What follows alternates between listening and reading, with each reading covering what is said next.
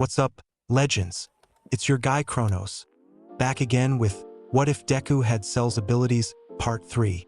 You know we're just getting started, so if you've been following along, get ready for some serious action today. Big shout out to my boy, Big Teddy G3498, for teaming up on this awesome series. Thank you all for the continuous support. It means the world. Chapter 15, Race and Rides. Izuku was awed by the number of people around him. He spun around to see how many there were, and there were a lot.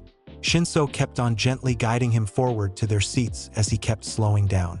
Izuku focused again forward when he sat down with his patented carapace supports and saw Nem strolling up to the stand. He waved at her and she smiled at him. "Quiet down," she spoke into the microphone. "And welcome to this year's UA Sports Festival." The crowd cheered, and she raised her arm to quiet them down again. "Now before we start, this year's first-year student representative's student oath. Izuku Kayama." She pointed straight at him. "Oh, FUCK. I forgot about that." Shinso cursed loudly while Mina was in between laughing and looking nervous about her friend. "Shinso, don't say bad words. Also, what's going on?" It was too late as Nem motioned him to come up to the stage. He did so and met her with a strained smile. She put her hand over the microphone and told Izuku, "It's something we do every year. You have to say a short speech and at the end say plus ultra." "Got it," Izuku shrugged. He was placed in front of the microphone and spoke. "This is really exciting. This is the first time I've seen anything like this. I guess I have to say a speech. I don't know how to make one of those, so good luck with the games. Plus ultra." He beamed for everyone to see and the crowd laughed and cheered with his enthusiasm. Such full of spirit. "I love it. Now for the first round. An obstacle race." She explained what it was and every first year sprung up to get in a good position for the race to begin. Izuku's smile never fell as he got up and followed his classmates. Shinso caught up to him and said, "Use your quirk and get to the finish line as fast as possible." Izuku bounced in excitement. Okay. When do we start?" Shinso smiled at his friend's behavior. "You'll hear it." He patted his shoulder and got some distance for himself. The people around him looked at Izuku weirdly at his childish behavior but turned their attention to the front. Their attention was snapped back to Izuku when the flesh tore on his body and bones rearranged in his body. Some gasped in horror and backed away, and others just began to look sick. The brave few backed away finally when they heard a dozen giddy giggles of excitement from the beast before them. A bony tail extended from under his shirt with a spear at the end. His arms elongated and tore his sleeves as they bulged with muscles. Claws tipped his fingers and his paws grew more aggressive. Izuku always liked to call his full transformation hunter form "Start."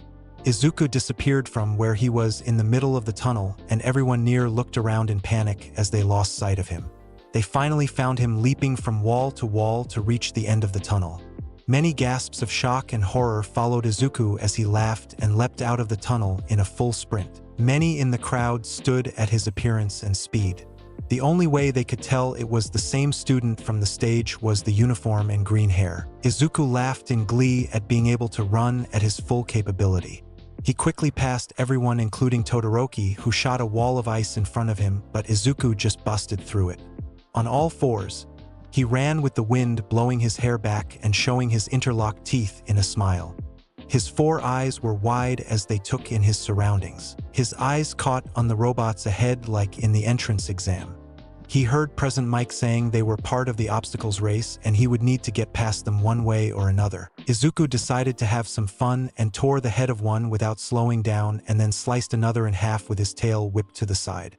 With a spin, he launched the head of the robot in his hand into another, and it tore through its chest. He kept running and slicing at robots in his path. A row of 3-pointers launched rockets at him, but a carapace shield blocked them and then smashed into the first one and a javelin punched through the other one. Nothing was safe in his path. Once done, he looked back and Todoroki was just reaching him with his classmates behind him. A path of destroyed robots led to Izuku and he laughed in joy. He turned around and began to sprint to the row of blocking 0-pointers. He ran under one and destroyed its leg so it would collapse into the next one. Metal gave way under his claws and its leg creaked under the damaged leg. It collapsed and tilted to the next 0-pointers and pushed it to collapse the next one in a domino effect. With that done, he sprinted to the next obstacle, which was a large pit with cables connected to pillars in between. He jumped without hesitation and swung from cable to cable. He jumped and clawed at the wall to climb up. His claws sunk into the rock without a problem, and he leapt up to the next obstacle. The minefield. Don't worry, they bark more than they bite. President Mike yelled. What's a minefield? Izuku asked in a dozen voices, but no one answered him. He stepped on one immediately and he was pushed back. Was that the minefield? No response. Izuku looked at the field before him and saw where the bulges were. He stepped on one and it exploded. He nodded in satisfaction and one leg split into two and they narrowed into spider legs. His other leg followed and he began to scurry across the field without detonation one. He heard an explosion and turned back to see Kaken rocketing toward him. Izuku, I'm taking first place. He tried to get past him, but a bony tail wrapped around him and threw him back. Izuku laughed. Nope. He crossed the finish right before Todoroki could turn him into an ice sculpture.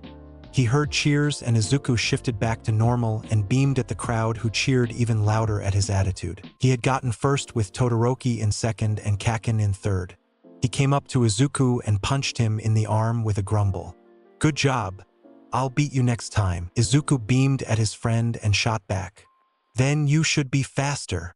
Izuku sat down on the nice grass and lay back with one tendril, with an eye watching the finish line for his friends. He turned to Kaken, who sat next to him. Hey Kaken, what do I do after I ask someone to be my girlfriend? The blonde's eyebrows shot up. Who? Pinky? If that's Mina, then yep. Kaken huffed a laugh. You're supposed to take her out on a date first to see if you are compatible to be in a relationship. Then you ask her to be your girlfriend. Izuku hummed.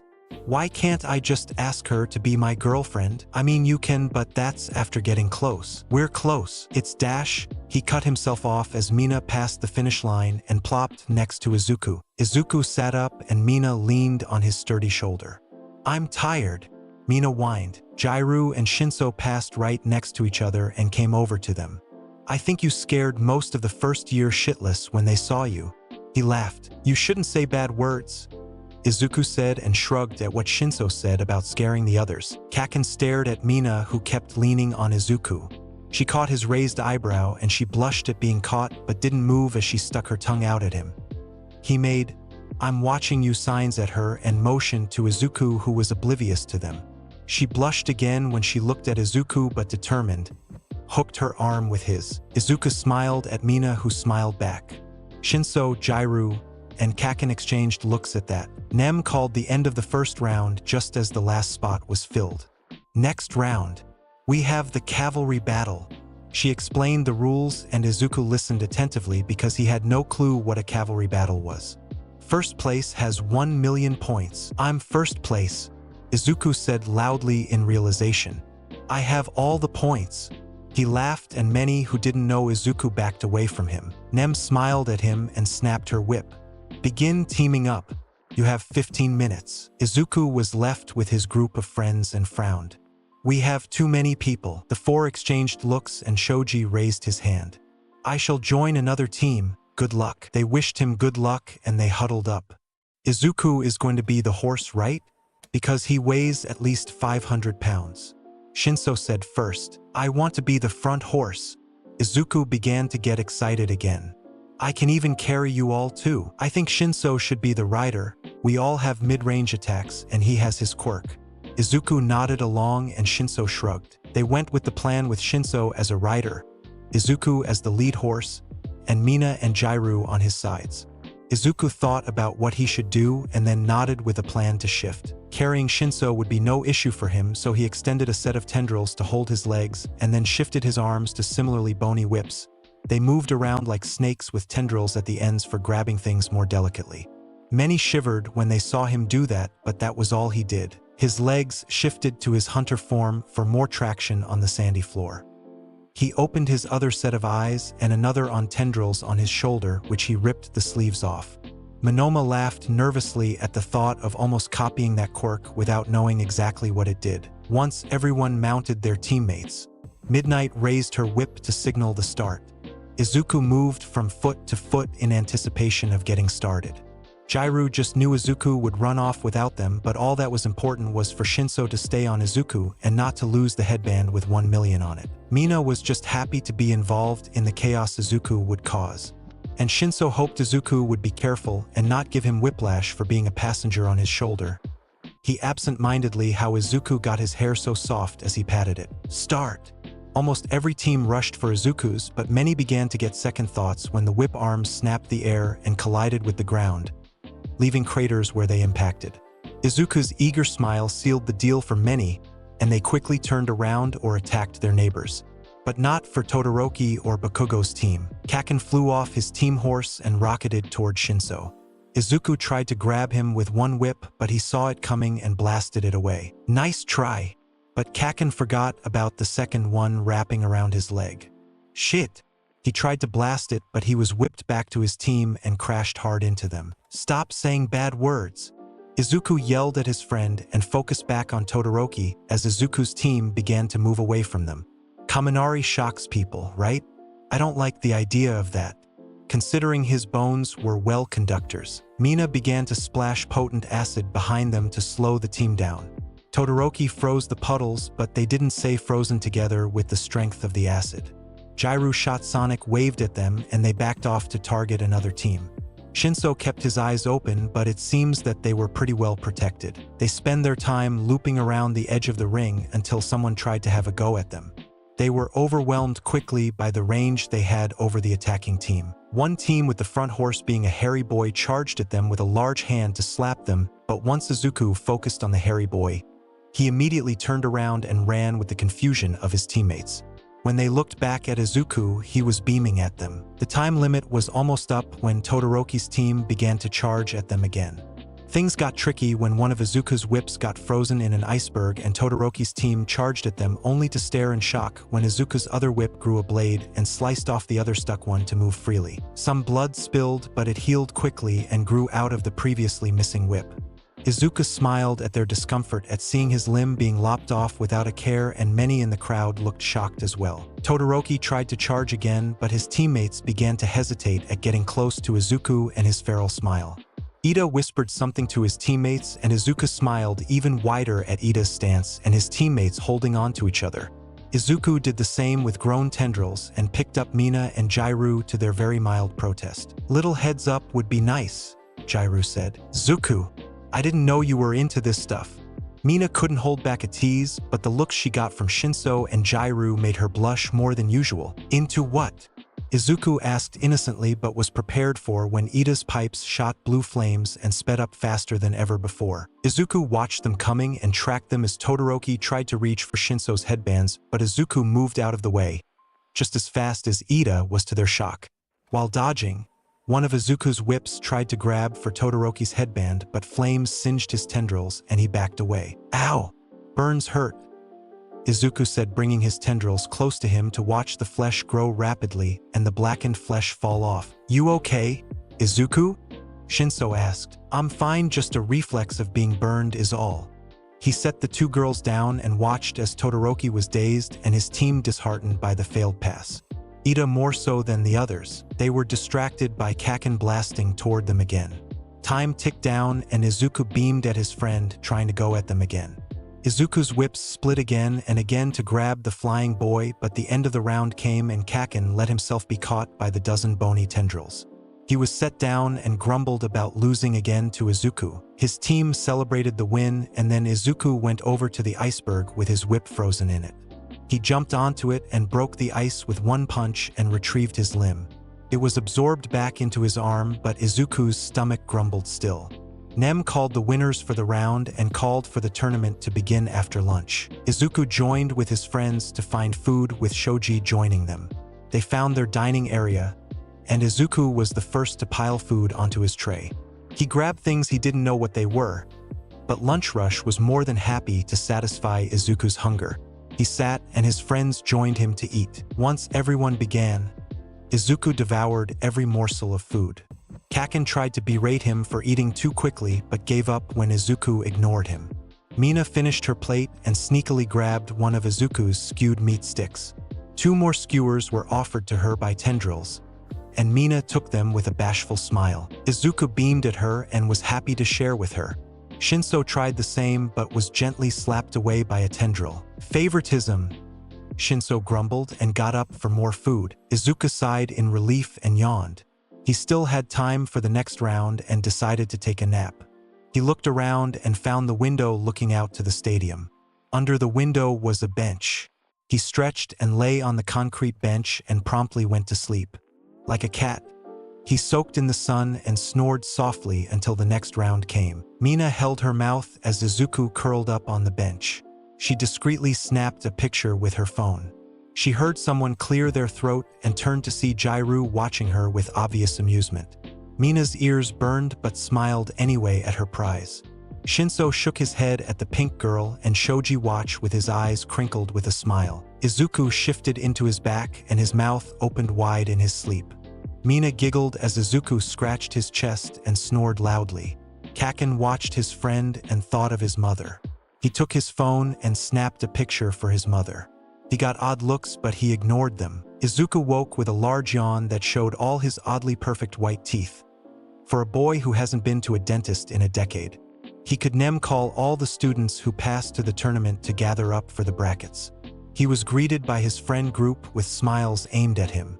He smiled back and hopped up and stretched again. Those who passed joined them and headed down to the field like Nem told them to do. Congratulations to the third round participants.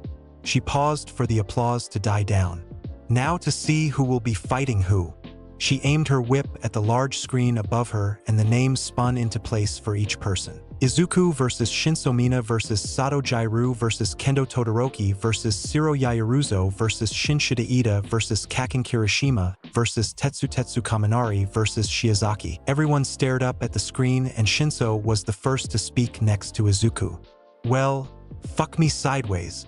He threw his hands up in the air and turned his head to the heavens. Don't say bad words. Mina giggled at the two's interactions. Chapter 16. Fight. Fight.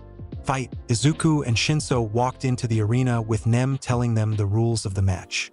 Izuku was grinning in excitement at Shinso and his friend was grumbling to himself and had his arms crossed. I just want the record to state that I believe this is bullshit, Shinso said, trying to goad Izuku to say something. Izuku pouted at his friend but kept his mouth shut as Nem waved at them to start. When Shinso tried to say something again, Izuku bolted forward and he tried to leap out of the way. It was no use as Izuku wrapped him up in a few tendrils and picked him up. Shinso tried to struggle for a moment but went limp and gave up. With a sigh, Shinso tried to forfeit but a tendril wrapped around his mouth and he glared at the grinning Izuku. The beast of a boy walked over to the edge of the ring and set him gently outside the ring. Shinso kept his arms crossed and glared at Izuku the whole while. Shinso Hitoshi is out by ring out, Nem announced, and the crowd clapped with many chuckles at the display of the first match. You're a dick, Shinso complained. Stop saying bad words. Izuku admonished his friend but couldn't contain his smile at the match. The two made their way out of the arena together and headed up to the student stands. Izuku was still excited to see everyone else fight as they sat down with Shoji and Shinso. Mina and Sato strolled up to the ring and the same process started as Nem explained the rules. The match started and Mina started to slide around while Sato tried to catch her. She lobbed blobs of acid at Sato as she glided around him. Sato began to slip with every step and the acid on him began to get more and more irritating as the seconds passed. With a grunt of frustration, Sato forfeited the match, and Mina ran up to Sato and poured more acid on him, but the relief on his face was evident. Izuku was mimicking the others and cheered for Mina as she waved at the crowd and headed off the ring. She arrived at the stands with Sato and she sat next to Izuku. He gave her congratulations and a beaming smile. Mina giggled at his enthusiasm and then watched the next match with Jairu against Kendo. It was a pretty straightforward match since Kendo just had to catch Jairu and toss her out of the ring. Jairu tried to make Kendo release her by using her earlobes, but it only made Kendo throw her out faster. Todoroki's match with Shiro was very interesting and anticlimactic. An ice glacier sprung up covering Shiro and sticking out of the stadium. Why are they saying nice try to Shiro? He lost horribly, Izuku asked his friend. Mina snorted and Shinso explained. They are trying to sympathize with Zero. Not many people would have been able to win when something like that was thrown at them. Izuku shrugged and kinda understood, so he let it pass. Todoroki melted the mass and the next match started. A hairy teen from the other class was against Yaoruzo, but the boy was shifting uncomfortably as they waited for the match to start. The boy didn't speak much and immediately charged forward when they started. Yaoruzo made a staff, but she was yanked to the side by Shinshida in his transformed state. The staff was yanked out of her hands and she was tossed out of the ring quickly. Izuku could smell the dried tears on Yaoruzo and the disappointment when she sat with them. Izuku didn't like that and turned around. Hey, Yaoruzo? Why didn't you make a gun in your match? Yaoruzo raised her eyebrows in surprise and shook her head. I wanted to show my ability to use my staff, but as you can see, it didn't go well. Izuku smelled more of that disappointment. You could have just beat the hairy guy with something better, and then show off your stick skills against someone else. She smiled at him. I should have thought about that. She appreciated his attempt to cheer her up. And stick skills. She giggled. Are they the same as the eating sticks? Mina laughed. Eating sticks? You mean chopsticks? Yaoruzo furrowed her brow, but her smile didn't leave her face. I still don't know how to use them. They don't make sense. Why not just use a fork?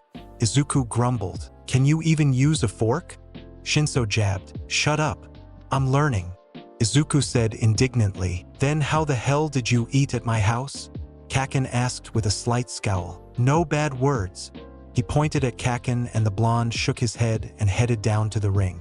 I cheated by making a small tendril under the spoon.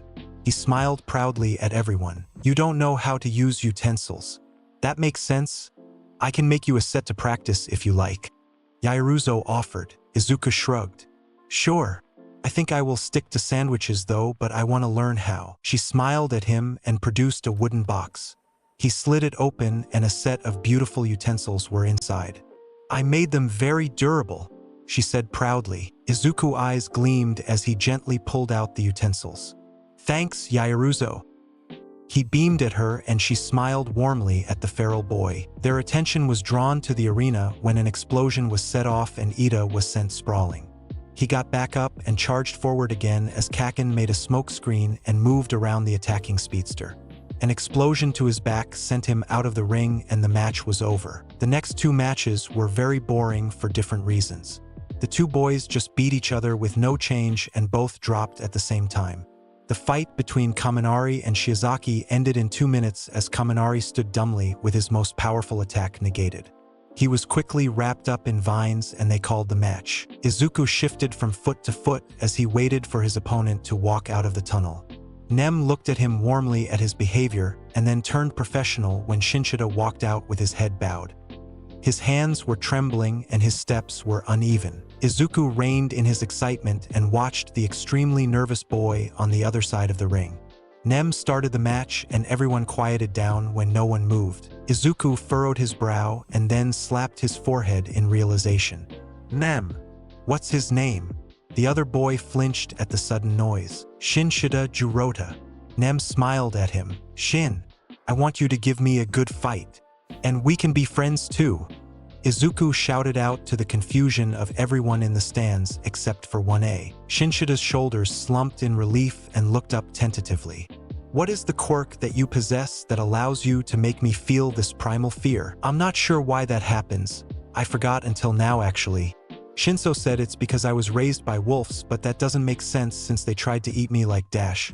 He paused and counted slowly on his hand. 4 times. Anyways, give me a good fight.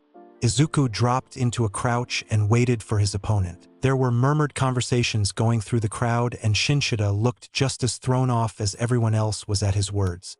He shook his head and focused on the present. I will endeavor to do my best.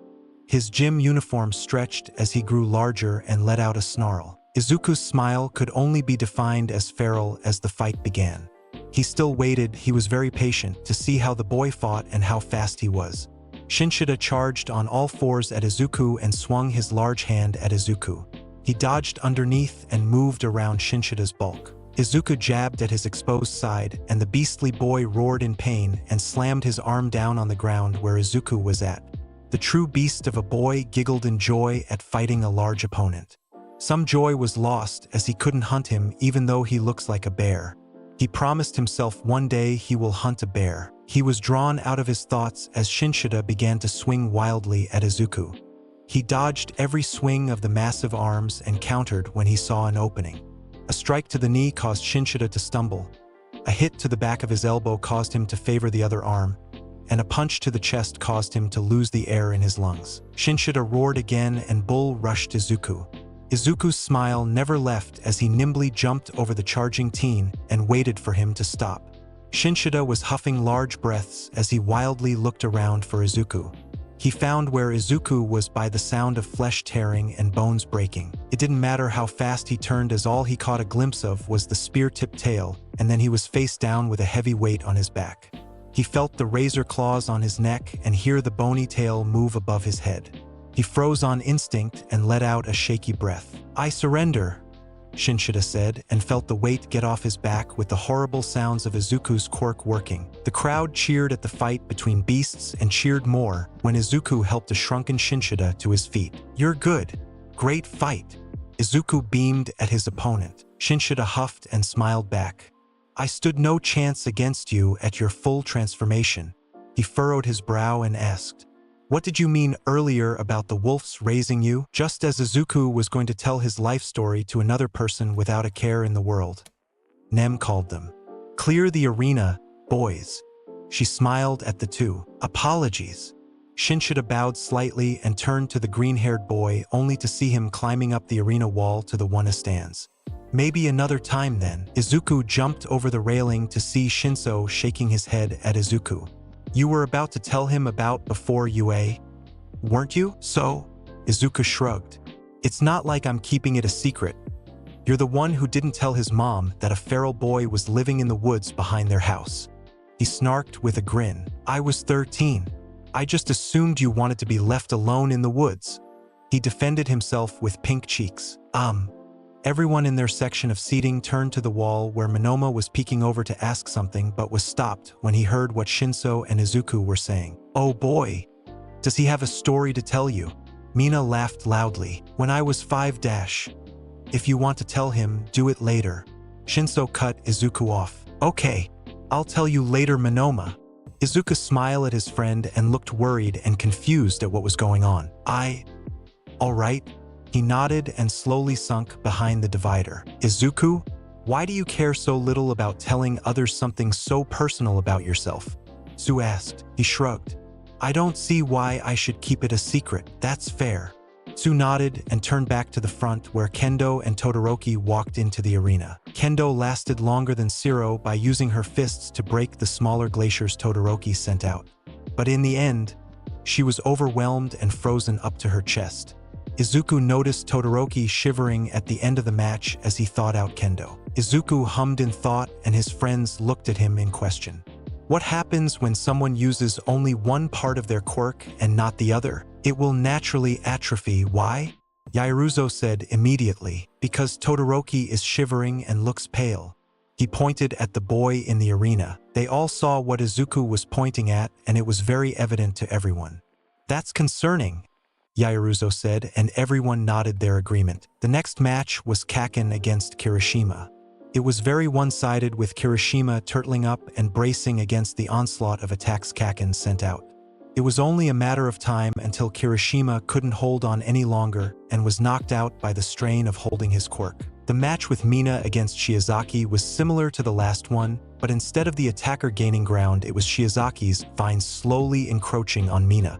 She frantically tried to throw more acid, but more and more vines crawled at her until she didn't notice she stepped out of the ring. She was frustrated as she left the arena, but was somewhat happy to have made it so far. Izuku made his way down the tunnels and was almost there when he smelled something weird.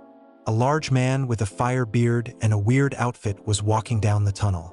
Izuku saw the costume and immediately recognized him to be a hero. The hero stopped and waited for Izuku to stop, but Izuku didn't know who he was and walked around him. "It's disrespectful to ignore your elder," Endeavor growled out. Izuku turned around and tilted his head in confusion. "But you're not my elder? I don't think I have any." He thought about it and maybe he could consider Nizu as an elder, but he was too scared of Izuku. Endeavor stared at the boy in growing confusion. You are Izuku Kayama, yet you do not have any resemblance to Midnight. Oh, ma'am? I just asked her for her family name since I didn't like mine anymore and she was happy to let me have it. No, my mother is in jail. Endeavor furrowed his brow in more confusion. Well, I gotta go. See ya later, Flame Beard. Izuku turned around and walked down the tunnel again. Izuku practically skipped to the arena and met eyes with Todoroki across the concrete. You're still shivering, that's bad. Izuku pointed out. I will beat you with my ice only. Todoroki growled and sent out a smaller glacier at Izuku. He jumped over it and landed closer to him but didn't move anymore. He frowned. That was slow and smaller. Izuku absent-mindedly took a chunk of ice and began to chew on it. It crunched in his mouth easily. Shut up and fight. Todoroki sent another wave of ice, but Izuku moved around it casually. Stop playing around. Izuku let out a huff and cracked the concrete under his feet as he leapt at Todoroki with full force. His eyes widened as he had no time to do anything. Izuku grabbed Todoroki by the shirt and threw him violently to the center of the arena. Todoroki landed and bounced against the ice he created. Izuku looked down at his arm and saw some ice covering it from where Todoroki tried to use his quirk on him. Izuku took the ice off his arm and began to munch on it. Todoroki got up shakily and glared at Izuku, who chewed on the ice. Izuku looked at Todoroki and then Nem for guidance at the weak opposition. She gave a helpless shrug and Izuku made a face of frustration. You should just give up, you won't win like this. Maybe if I was fighting you in the first match, but not how you are now. Izuku shook his head and stood in the way of the wave of ice to prove a point. He covered his legs up to his knees and stopped. Todoroki tried to send more out, but it was slow to crawl up Izuku's leg. He backhanded the ice around his legs and it shattered and Izuku walked out. Izuku frowned even more as Todoroki shivered even more and ice built on his body. You can use fire for part of your quirk, don't you? Why not use it? Izuku asked as the crowd was beginning to get bored at the match. You wouldn't understand, he shouted back. Izuku threw his hands up and shouted back. No, I don't. He bolted forward and picked up Todoroki with a bony whip from his hand. You're going to hurt yourself if we keep going. Ice crawled on the whip around his waist and gently set him outside the ring. Todoroki went limp in Izuku's grasp and he looked worriedly at Todoroki. He helped the cold boy to the nurse's station he never needed until now. The cheers from the crowd were very scattered as they left the ice to be cleaned up. Once they were in the tunnels, Izuku asked, Are you not allowed to use the other part of your quirk? I wanted to prove to my father that I don't need his fire to be a hero. I failed, he said softly and still shivering. Izuku frowned. His fire? What do you mean? My father created me to surpass all might. He admitted and moved to a bench in the tunnels. He sat down and Izuku sat next to him. You probably will, everyone will in time. I mean, he is old, isn't he? But that still doesn't explain why you won't use your fire. Todoroki gave a minuscule grin at that but frowned at the question. My father trained me for years, but he is not a good man. I wanted to be a hero using only my ice as if that will separate me from him. Who is he? Endeavor, the number 2 hero under All Might. Izuku nodded and then shook his head. I don't know who that is. I'm sorry, but I don't understand. Maybe you should talk to someone in your family? A mother or siblings if you have them. Or you can talk to Nem. She's offered to talk about my feeling about my mother.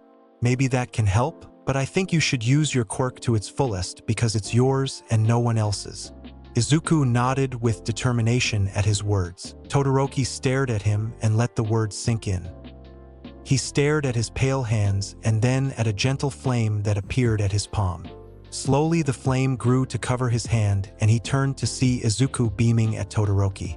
He smiled back at his classmate's behavior. I will think more about what you have said. Thank you, Izuku. Todoroki said, standing up. Anytime. I'm happy to help. Izuku stood with a smile. You should still go to the nurse's station. I get it if you don't want to. I don't like her much either. Todoroki gave him a befuddled look and huffed a small laugh. He walked off and Izuku stood there until he heard an explosion. He began to run down the tunnel to see if he could catch the match with Kaken and Vine Girl. Chapter 17. Final Battle. Izuku caught the end of the match between Kaken and Shiozaki. The first thing he sees is Kaken in the air and then a large explosion shot at Shiozaki, who was in a cocoon of vines.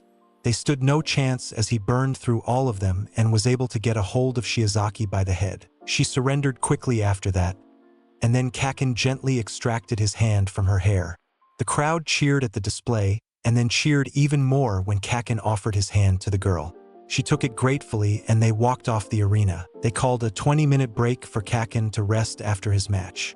Izuku wasn't bothered by waiting and walked out to the arena to the surprise of everyone. He found a nice patch of grass and laid down for a 20-minute nap.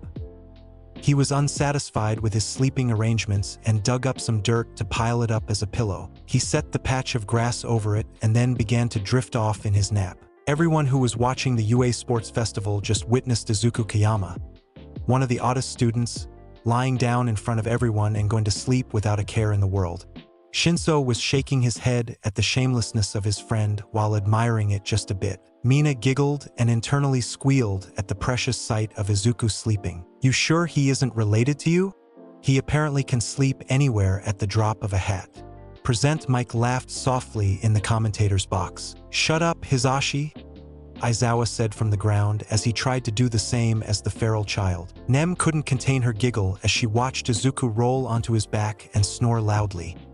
"He's so adorable. He's a very contrasting person. One minute he is an apex predator and the next he is taking a cat nap in front of millions.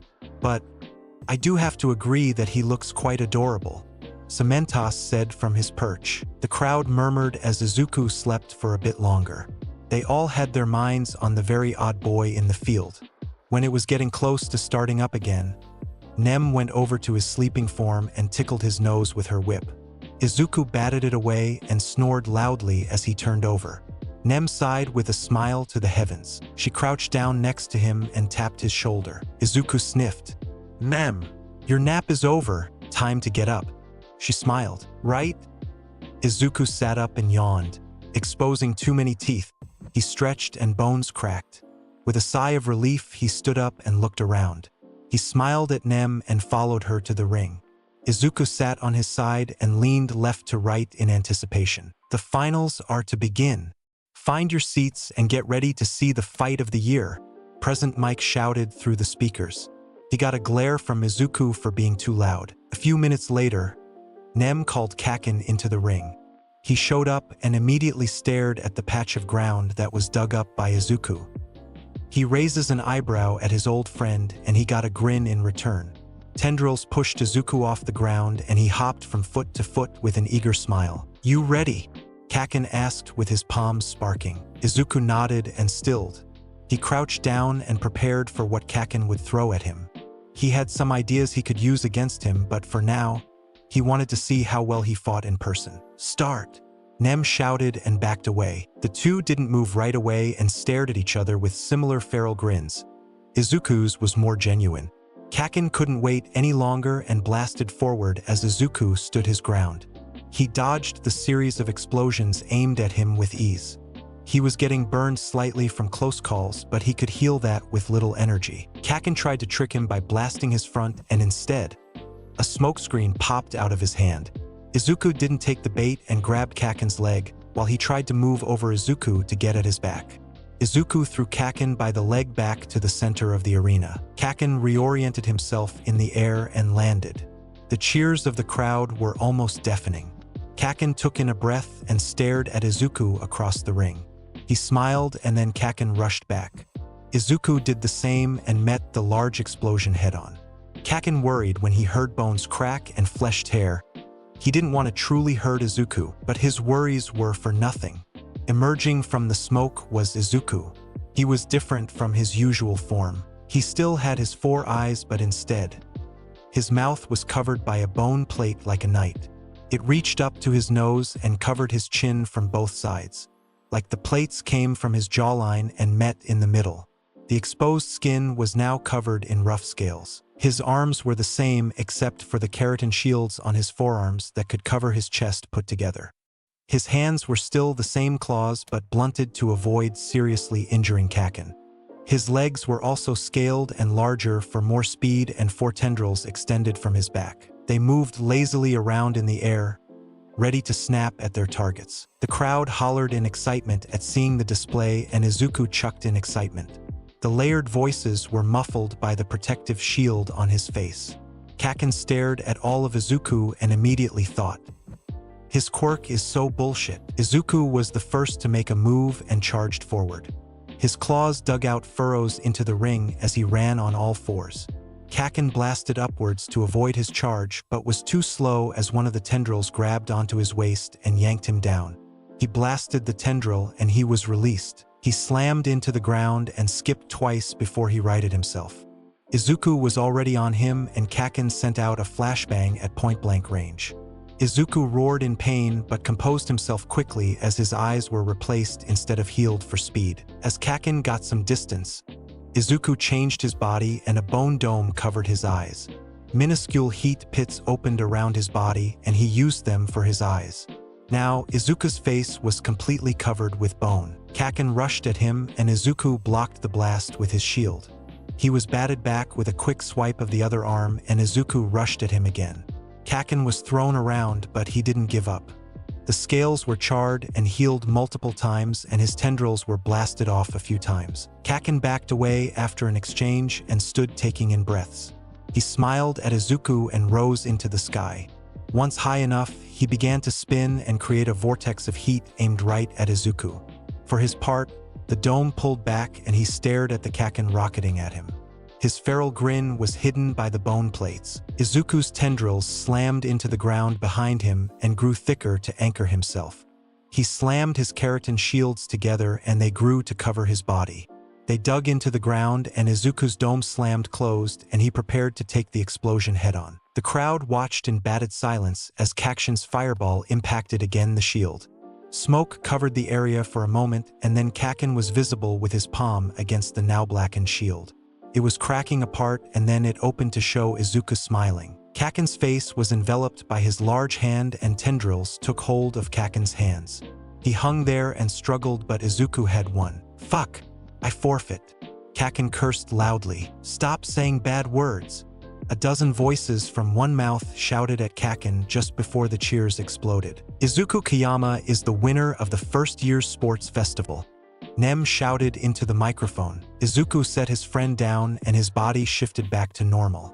Scales were sucked in and bone plates followed.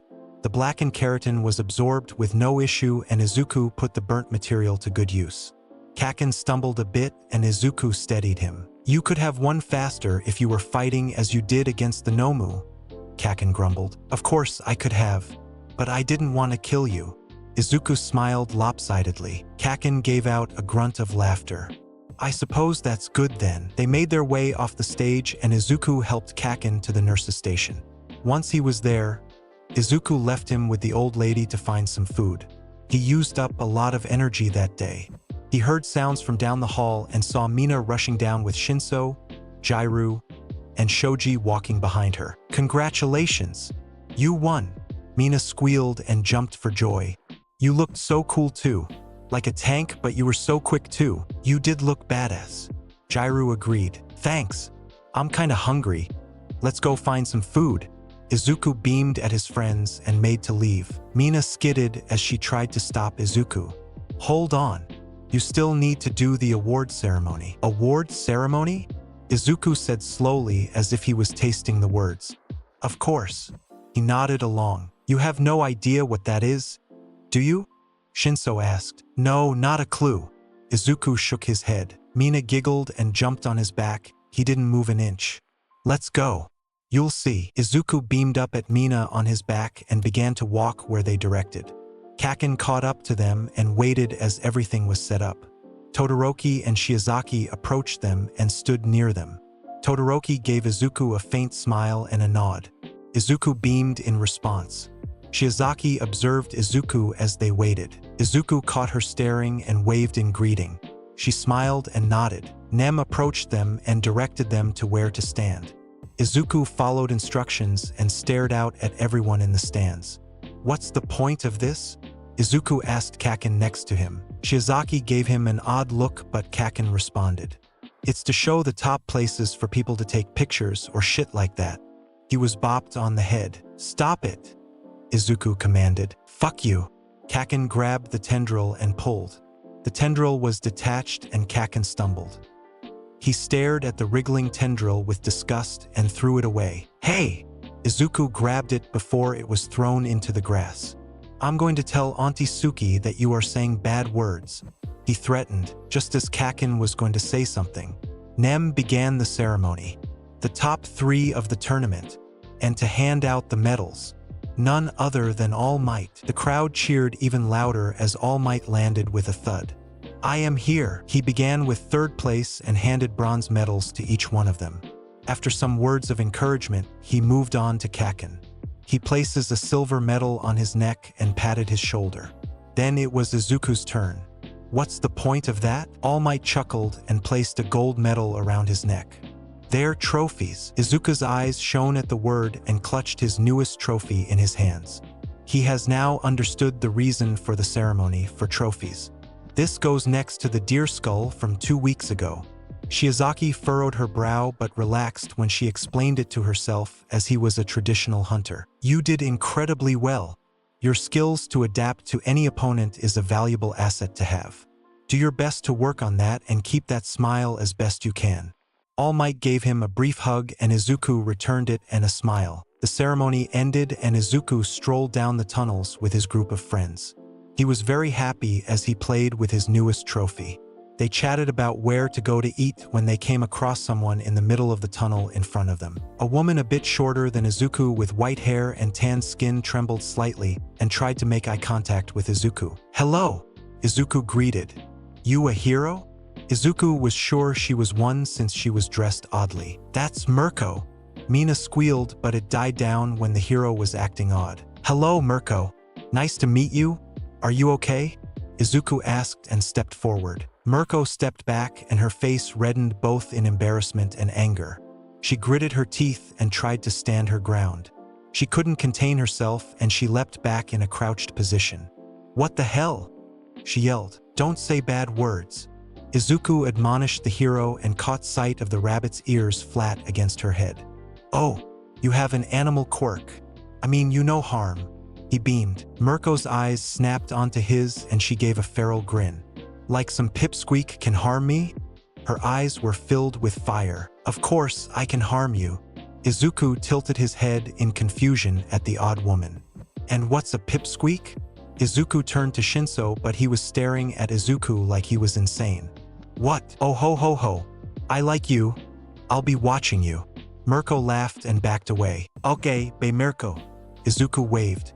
"She was a weird bunny lady," he said more to himself. "Mirko, the number 5 hero, was affected by your weird thing just like anyone else," Jairu said in a daze. "She was number 5? I already met number 1. Now to meet the rest of the top 10. Izuku made a goal on the spot and began to walk ahead. The others looked at each other and Shinso shook his head in exasperation. When they got out of the stadium and its tunnels, they got changed and meet up again to get something to eat. Before they left, Izuku remembered something. "Oh right, Mina." Izuku turned to the pink girl next to him. "Hold on." Shinso stopped him and pulled Jairu and Shoji away. "Go ahead." Izuku furrowed his brow in confusion but shrugged and turned to Mina's confused look. "I want to take you out on a date to make you my girlfriend," Izuku said bluntly. "Eh?" Mina stopped to process what he asked of her and then her face bloomed in heat. "You are asking me out?" Jairu, Shoji, and Shinso heard clearly. Izuku nodded with a smile. "Yep, wait. Do you know what it means to have a girlfriend?" Mina's face was completely purple but had to ask. Izuku tilted his head and answered. "Yeah, it means we become romantic partners with the end goal to get married and having a family in the future." "Married?" Mina blushed even harder. That was healthy. "Way in the future." Izuku waved slowly. Mina stopped to calm herself and breathe. "What do you think romantic partners do together?" Izuku shrugged. "Nem taught me to do whatever we are both comfortable with." Mina began to get excited but held herself together. "And what would we do on our date?" "I was thinking of going to an arcade like you said you liked. Then go eat at a nice place, Kaken told me that one. And then we could do something else, maybe choose when we are there. Izuku nodded at his decision. What would you be comfortable with me doing? Mina began to get close and then grabbed his hand. She looked at him to see his reaction and he smiled warmly at her. She got closer and hugged him. He hugged back. She got close to his face and then backed off. Too much. I'll go on a date with you. And then she grabbed Jairu on the way and ran off with her. Izuku watched her go with Jairu stumbling along. Was that normal? Shinso shrugged and Shoji did the same. Don't ask us, we're maidenless, Shinso said. Well, I'm still hungry. Where should we go to eat? Izuku's stomach grumbled and he looked around for some food. The other two shook their head at Izuku's ability to switch focus so easily. Shinso led them to a small diner. The owners were happy to have some of the participants in the sports festival and sat them down immediately. Izuku ordered a large burger that was on the menu specifically for big eaters. So, you asked Mina out then? Shinso asked when they ordered their food. I told you I was going to do it. He tilted his head in confusion. You are attracted to her? Shoji asked just as bluntly at Izuku. He had learned it was the easiest way to talk with him. Izuku nodded. I think she is very pretty and I like her unique appearance. She is very fun to be around and I didn't like it when she called me scared. I want to change that. Called you? When? Shinso asked confused. The night after the USJ. She had a nightmare and called me to calm down. Boyfriends protect their girlfriends. I want to do that too. If you are sure, Shoji said with a shrug. Do you have clothes for a nice dinner? Izuku nodded. Nem took me shopping for a lot of clothes. Too many, I think. The food came and Izuku salivated at the smell of his 2-pound burger. The owners were overjoyed at seeing Izuku devour his meal and ask for another. Mina stopped a few blocks away from Yue with Jairu glaring at her for almost dragging her along and smirking at being asked out on a date. How much did you hear? Mina asked weakly. I tried not to listen, but after you shouted, I couldn't help myself. So, you've got a date with a feral boy. She teased and poked Mina with her earlobes. She batted them away and covered her face. I know. I was starting to get a crush on him, but he jumped the gun on me. Not that I mind. She smiled to herself. You think he really understands what he is asking for? Jairu asked. Mina thought about it and nodded slowly. I think so. He isn't stupid. He would have asked questions of others about dating. He even mentioned it by bringing up Midnight and Bakugo. And him wanting to get married? She smiled. Mina blushed at the mere thought. He said way in the future. She stuttered out. But you're not opposed? Jairu teased. I'm way too young to have a husband. She shrieked. Jairu burst out laughing as others on the street heard her and Mina blushed in embarrassment. Chapter 18 Date. Izuku returned to his den and placed the gold medal on the antlers of a deer skull he liked.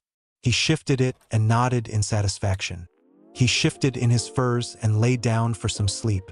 He spent the morning after the sports festival looking up places to go eat with Mina on his date. He had trouble finding where to go search on his phone and gave up.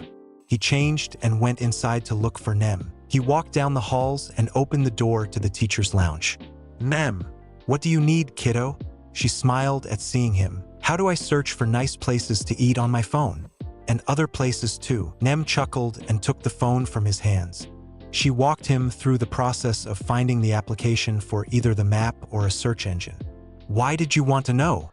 She asked after she handed his phone back. Izuku tapped with his tendrils to search for the date locations. To take Mina out to eat. He answered. Nem froze for a moment and then giggled. Oh, do you have a date? She teased and the others in the room shook their heads at the fruitless effort. Yep. Thanks, Nem. Izuku beamed for her help and began to walk out. A whip wrapped around his waist and pulled him back. What do you mean you have a date? And with Mina? Did she ask you? She rattled off. I asked Mina on a date yesterday and she said yes. Izuku confirmed. Hey, Izuku, do you know what it means to go out on a date? And what comes from that? Present Mike asked gently. It would mean she would be my girlfriend and the end goal would be to get married and have a family with her. But that's around your age, I think. Also, just because we are dating doesn't mean we are getting married. I think that's everything. Izuku thought for a moment. Oh, And only do things you and your partner are comfortable with. He nodded with a smile. Present Mike nodded and shrugged. He's got the outline, he's good. Do you know what to do on a date? Snipe asked. Izuku hummed in thought. Talk to her and have fun? Oh yeah, he's got it in the bag. Snipe agreed with Mike. Wait. What about your clothes? Where will you be taking her? When is it? Will you need help getting there? Nem mothered him to the amusement of everyone in the room. I've got clothes. We'll be going to a restaurant, that's why I'm looking it up. An arcade, and then I don't know after. When? I'm not sure, I'll ask, and with this map app, one think I can figure it out. Izuku rattled off answers back. Leave the boy be, he's got it handled. If he needs help, he'll ask like now. Snipe said to Nem. Nem looked apprehensive but nodded. Let me help with the clothes at least. She stood and was sat down by Snipe. Go on, kiddo. You still need to get ready and don't go out too late. Snipe shooed him off. I won't. Thanks, guys. He beamed and jogged off to his room. Izuku got to his room and sifted through his closet to look for something appropriate for the date. He took a pair of nicer-looking shorts and a button-up shirt he remembered Nem said was for casual formal. He nodded in satisfaction and cleaned up in the shower with the scentless soap. When he was done, he began to scour the local area for nice restaurants and an arcade. A few hours later, Izuku waited in front of the train station for Mina to arrive. He had the route memorized and also on his phone to follow along. The restaurant required a reservation, and after looking up what that meant, he did so. A train arrived and the doors opened for many people to get off. Mina was one of them, and she looked around to find him. She bounded over to him after seeing him, and then she twirled around to show Izuku her clothes. What do you think? She asked, smiling. She had a pair of skinny jeans, a nice shirt, and a light jacket. You look very pretty, he said, beaming with a smile. Mina blushed but smiled as well. She took his arm in hers and began to walk off the station. You look good too. Where are we going? A restaurant that I found that looked nice, I guess. Izuku looked around for a moment and oriented himself. That way. He began to lead the way. Mina giggled and they began to walk at a leisurely pace. This your first time going out like this? Yep. You're the first girl I've asked out. Mina laughed. I figured, but that's not what I meant. Is this your first time going into the city? The only times I've gone was when Nem took me shopping for clothes or when we went to eat somewhere. Do you go into the city a lot? He turned to Mina. Sometimes. It's been a while since I've been so busy with school. But I'm excited for today. She hugged Izuku's arm. I'm happy to hear that. He smiled. After a bit, they arrived at the restaurant. Mina looked around impressed at the location and they were seated immediately after Izuku gave his name. There was quiet chatter, but it wasn't some rich place for high-profile people. This is super nice. How'd you find it? Mina sat across from Izuku with her jacket on the backrest. The app on my phone. I just typed in nice restaurants and found this one. Izuku also looked around at the decor and people. Was this right for a date? Izuku turned to Mina with a tilt of his head. Mina smiled and nodded. It's a pretty good choice. It doesn't always have to be fancy, but this is nice. The server brought the menus and they looked through the options. Izuku found that they served meat and found a large steak. He smiled and set the menu to the side. Mina did the same and they began to chat away the time.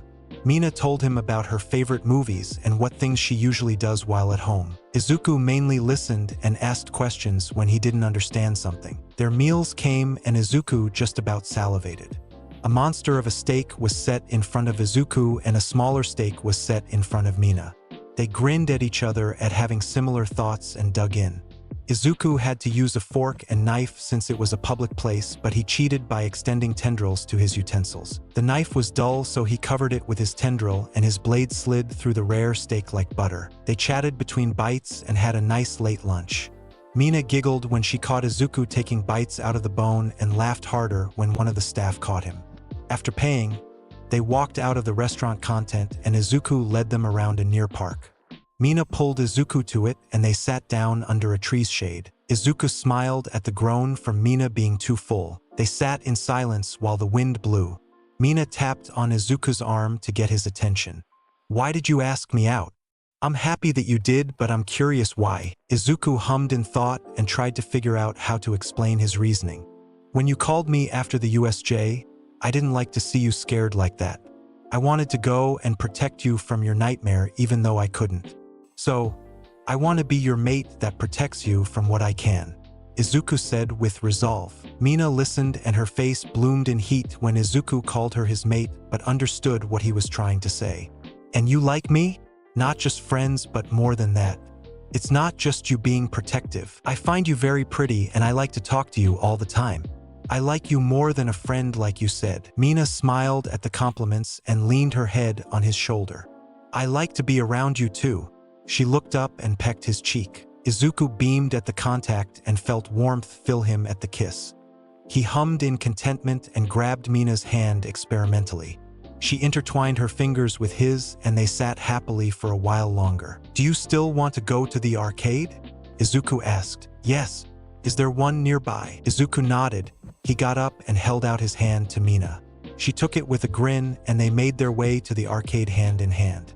It took Izuku a second to find where he was in his mental map and began to lead Mina to the arcade he had found on his phone. When they got there, it had a few others around their age. Izuku looked around in wonder at all the flashing lights. Mina giggled at his reaction and led him around to see everything. She took some cash she had stashed somewhere and traded it for coins. It's simple. Push these buttons to fire your weapons and this stick to move around. Your objective is to get as far as you can while destroying other ships. Mina played the first round to show him how to start. Izuku's eyes were glued to the screen and flickered to her hands pushing buttons. His other set of eyes opened to see both at the same time.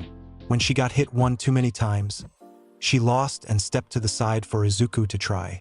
She gave him an encouraging smile and he stepped in her place. While Izuku got frustrated at losing so many times, he did enjoy hearing Mina laugh and encourage him where she could. She pulled him away from that game and to another to try out. It was enlightening to play around in the arcade. When it was beginning to get dark, Mina pulled him to another game. This one had platforms to step on and lights lit up under the platform. This one is one of my favorites. All you do is push the buttons that match up on the screen at the right time with your feet. She stepped onto the platform and motioned Izuku to step next to her. He gingerly did so, worried about his weight, but the surface was solid and didn't give. Mina nodded and she put in the coins to start. She selected the difficulty and a song and then it started. Izuku missed a few in the beginning, but he learned the timing and was able to hit every step just as Mina did. She laughed in joy and they finished the round. "Wanna try a harder difficulty?" Mina beamed and Izuku nodded, enjoying the game. She selected the next difficulty and the arrows came faster than before. The same process began again and he got the rhythm of the song and the arrows. The game ended and Mina had the high score. I guess we should be headed out now. Mina looked outside to see the sun getting lower and lower. All right, Izuku nodded. They walked side by side to the train station. How did you like the arcade? Mina asked after a bit. It was fun. Annoying that I lost so many times though, Izuku grumbled. Mina giggled and took his hand in hers. I'm glad you had fun. Did you have fun? Lots. We'd have to do it again sometime. She bumped her shoulder with his and he beamed a smile to her. They sat on a bench waiting for the next train to arrive. Mina pulled her phone out and held it at arm's length away. She poked Izuku to look and snapped a few pictures. She smiled at his face in the picture and sent it to him. When the train arrived, they got up and he walked her to it. She boarded after kissing Izuku on the cheek. He smiled again and watched her leave. Once the train was gone, Izuku turned back to head to his den. He got off the station and was immediately lost on how to get to UA. Luckily, Nem predicted this and showed him how to set the course to home on his phone's map. He began to remember the path once he saw familiar locations. He walked through the gates without issue and made his way to his room to change and then his den. He was about to lie down when he got a message from Mina saying that she was home and she will see him when school starts again with a small picture of hearts. He sent one back of enjoying their time together and snuggled into his furs for sleep. The weekend passed with the occasional conversation with Mina and sometimes Shinso, but nothing of note happened. The morning when school was supposed to begin again, Izuku cooked up his breakfast and then made his way to the classroom. He was one of the first ones there, with Todoroki and Yaoruzo seated quietly. He waved at each of them and they did the same. Todoroki even gave him a small smile. The class filled, and then Mina walked in and smiled at Izuku and made her way over to him. She sat on his desk. "How was your weekend?" "Great." "And you?" "Ugh. Get a room." Shinso groaned behind Izuku. "Why?"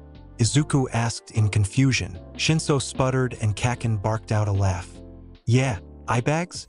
Why would they need to get a room? Get to your seats," Aizawa said, and everyone appeared where they belong. He was clear of bandages and only had a scar under his eye as a reminder of the USJ. The purpose of the sports festival is to get you all invited by heroes to intern under them to have some on-the-field experience. He pulled up a screen showing numbers by most people's names. Izuku had 59 next to his. He got a few papers with names of possible heroes he could go intern with. Izuku read the names but had no clue who was who. "Find a hero you would like to intern under and fill out the form," Aizawa said. "Aizawa? I don't know who anyone is." Izuku pointed at the names. Aizawa let out a long-suffering sigh and turned to the feral child. "You have a phone. Look them up, right?" "I can do that." Izuku pulled his phone out and began to look up the first name on the list. "Later, you feral brat. You all will be deciding on your hero codename," Aizawa drawled. The door slammed open and Nem strolled in. "And you better choose carefully or you might regret it in the future." White bards were handed out and Izuku stared at them until Shinso bopped him on the head and showed him how to use them. He thought up a hero's name and immediately found something he liked. "Who wants to go first?" Nem asked, and Izuku bolted up to show off. Aoyama's ever-present smile cracked a bit and he sat down. Izuku showed everyone his name in terrible handwriting. "I still can't write very well, but it says Hunter." He beamed. "It fits you very well."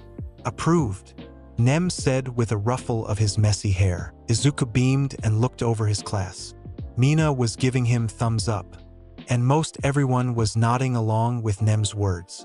Except for Ida. Izuku could smell the anger and sadness coming off of him. Izuku hummed to himself and made a plan to talk to him. After all, he is the class leader and had to make sure everyone was safe and healthy. Like a pack, Izuku beamed at the idea of leading his pack. One by one, the others went up to give their hero codename. Meanwhile, Izuku looked up the heroes who sent him an invitation to work. He found a few interesting ones, but no one that worked in the woods or near them. With a pout on his face, he began to look at heroes that looked interesting. The top one would have to be some guy named Gang Orca. He looks like a big orca like in the books he'd read, and he works next to the ocean. He'd always wanted to see the ocean. He slowly wrote his name in the area provided and nodded in satisfaction when it was legible. The class was let out for lunch and Izuku stood and caught Ida from rushing out. Uraraka was about to talk to him when he made some excuse, but Izuku didn't care much since he could tell Ida was lying. "Let's go talk, Ida." Izuku beamed. Ida tried to find a way to refuse but nodded with a sigh. "Great. Come on, let's go to my room." Mina looked curiously on as Izuku abducted Ida. She hummed to herself and shrugged it off. "He'll be fine," she said to the others looking on. Izuku opened the door to his room and welcomed Ida inside. "What did you want to talk about, Izuku?" He didn't waste any time and asked, "Why do you smell sad and angry? It's not aimed at anyone here." "So who?" Ida flinched a bit and narrowed his eyes at Izuku. "I don't think it's any of your business. You are part of my pack. I am the leader of the pack. I will make sure everyone in my pack is as healthy as they can be." Izuku said the determination was evident. Ida mulled over his words and sighed as he had to admit his reasoning was right as a class president.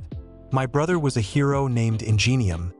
A villain named Stain paralyzed him from the waist down. His career was ended by that man and—" He stopped himself from continuing with his fists clenched. Izuku nodded along.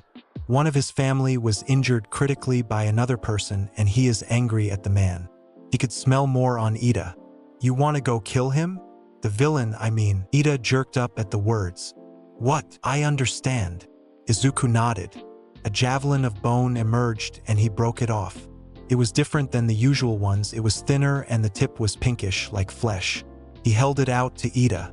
This will kill him for sure. Ida stared at the weapon in Izuku's hands and backed away. What is that? You remember the Nomu at the USJ? It's something similar. I created parasites that burrowed into its body to block the nervous system and prevent it from moving. This is kind of the same. It's a parasite that will go into someone's body, and instead of attacking the nervous system, it will eat and multiply for about 5 minutes and then destroy itself. He explained casually and waved the extremely dangerous weapon around. Ida stared at the object in Izuku's hands and then at him. Izuku misinterpreted the look and kept explaining. It will be extremely painful. It was painful for the Nomu, but he could heal. This will be like being eaten from the inside by bugs, I guess. But the best part is that there will be no evidence, except for you and what is left of Stain. Ida's pale face and sunken stomach gained him clarity of what he was contemplating. He shook his head. I don't want to kill anyone. I just want Stain brought to justice. He said, trembling. Oh, well, aren't heroes already working on that? Izuku tilted his head in confusion. It's not fast enough, but I can't use that on Stain. I shouldn't even be thinking of this. The corner of his eyes began to water and leaned back against the wall and slid down. Izuku watched awkwardly and sat in front of him. Todoroki had issues, I guess, and I think he went to talk to someone. Nem told me about therapists, but I was happy with how I was. Maybe you should talk to people? Maybe your parents or something? He shrugged, not knowing what else to do. Ida cried for a bit longer and composed himself. You're right. I've been bottling this up since I found out. I need help. He looked across from him. Thank you, Izuku. The pack leader takes care of his pack. Izuku beamed and got up with a handout for Ida. He took it and pulled him up. So we don't need this then? Izuku held up the bioweapon. No, it's best to get rid of it. Ida stepped slightly away from it. Izuku nodded and tossed it out the window. Ida shouted in surprise and went after it to see it stuck in the ground. Izuku looked outside too, and they witnessed the grass and ground eat themselves away and revealed squirming things underneath. They stared for 5 minutes and then it stopped with all the worm things dissolving. A crater the size of a head was left in its wake. Izuku hummed in thought. It would have worked better if it was used on a person. I made them work with organic materials on a person, not the grass and ground. It's good to know it works on it too. Izuku shrugged. Ida stared in horror at what he contemplated doing to a person. With a pale face, he backed away from the window and looked down at Izuku. The feral boy's stomach grumbled and he looked up and beamed. Let's go find some food, Izuku said and made to leave. Ida followed and thought about what they had talked about moments ago. Chapter 19. Presents. Izuku sat carrying his large tray of food next to Mina. She snorted at the absurd amount on his tray and bumped her shoulder with him in greeting. Where did you go? Shinso asked. I had to make sure Ida was all right. He is now. The others looked at each other in confusion, and Mina asked, What do you mean? Ida's brother was hurt badly and he was sad and angry. So I talked to him and now he should be better, I guess. He shrugged. Oh, that's thoughtful of you. Jairu smiled. Thanks. I'm the pack leader and need to make sure everyone is safe and happy. Shinso shook his head. I mean, it's pretty close to your responsibilities as class president. He sighed in acceptance. Did you guys find out where you are going for the interview thing? I'm going with Gang Orca. Izuku asked. Why him? Isn't he more aquatic than Woods? Mina took a bite from Izuku's lunch. I wanted to see the ocean, and he looked cool. Plus, I don't think there were any heroes on my papers that work in the woods. He grumbled. I'm going with Eraserhead. He's pretty much my ally in terms of hero work. Shinso shrugged. I'm thinking of going with Present Mike, Jairu said. Mina and Shoji were undecided. They ate their lunch, and Izuku caught the looks Monoma was giving him from across the lunchroom. He waved with a smile, and the blonde waved him over. Lunch ended, but Izuku walked over anyway. He followed him into his class, and Vlad King raised an eyebrow as he walked in. Hey, Noma. Izuku greeted with his usual smile. I was going to ask about what you were talking about during the festival, but it seems inappropriate at the moment. He gestured to the filling classroom. He did smile at the nickname Izuku gave him. MH. Izuku tilted his head in thought. Oh, that? I don't mind, but I'll wait until everyone arrives, so I don't have to repeat myself. He saw Vlad furrow his brow but didn't stop him. Are you sure? I don't want to pry. Monoma tried to backpedal. It's fine.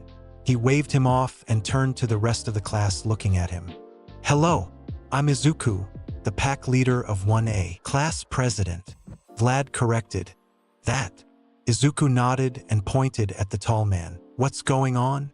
Tetsu raised his hand. Monoma wanted to know what he overheard during the festival, and I thought it would be a good idea to let you all know like I did in my class. I'll give you the short version. You don't have to. Monoma tried again. When I was 5-ish, Mother took me to the middle of the woods and left me there to die. I survived, got my quirk, and then came to UA. He said and looked around at the blank stares aimed at him. That isn't funny, man. What kind of sick joke is this? Oh, this is like a prank? Izuku tilted his head in confusion. I'm not joking. Oh yeah? Prove it. Someone challenged. Izuku thought about it for a moment and looked out the window to the woods. All right, I'll be right back. He dove out the window, and his changed form was seen sprinting to the woods. Vlad, what's going on? Kendo asked her homeroom teacher. Izuku is telling you his story.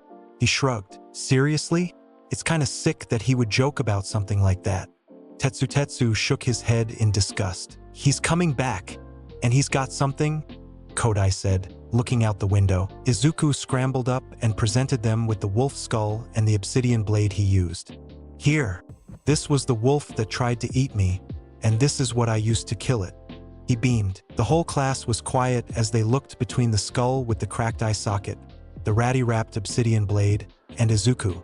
The feral child felt a hand ruffle his hair, and he looked up to see it was Vlad. I'll explain in better detail. Go on before Eraserhead throws a fit.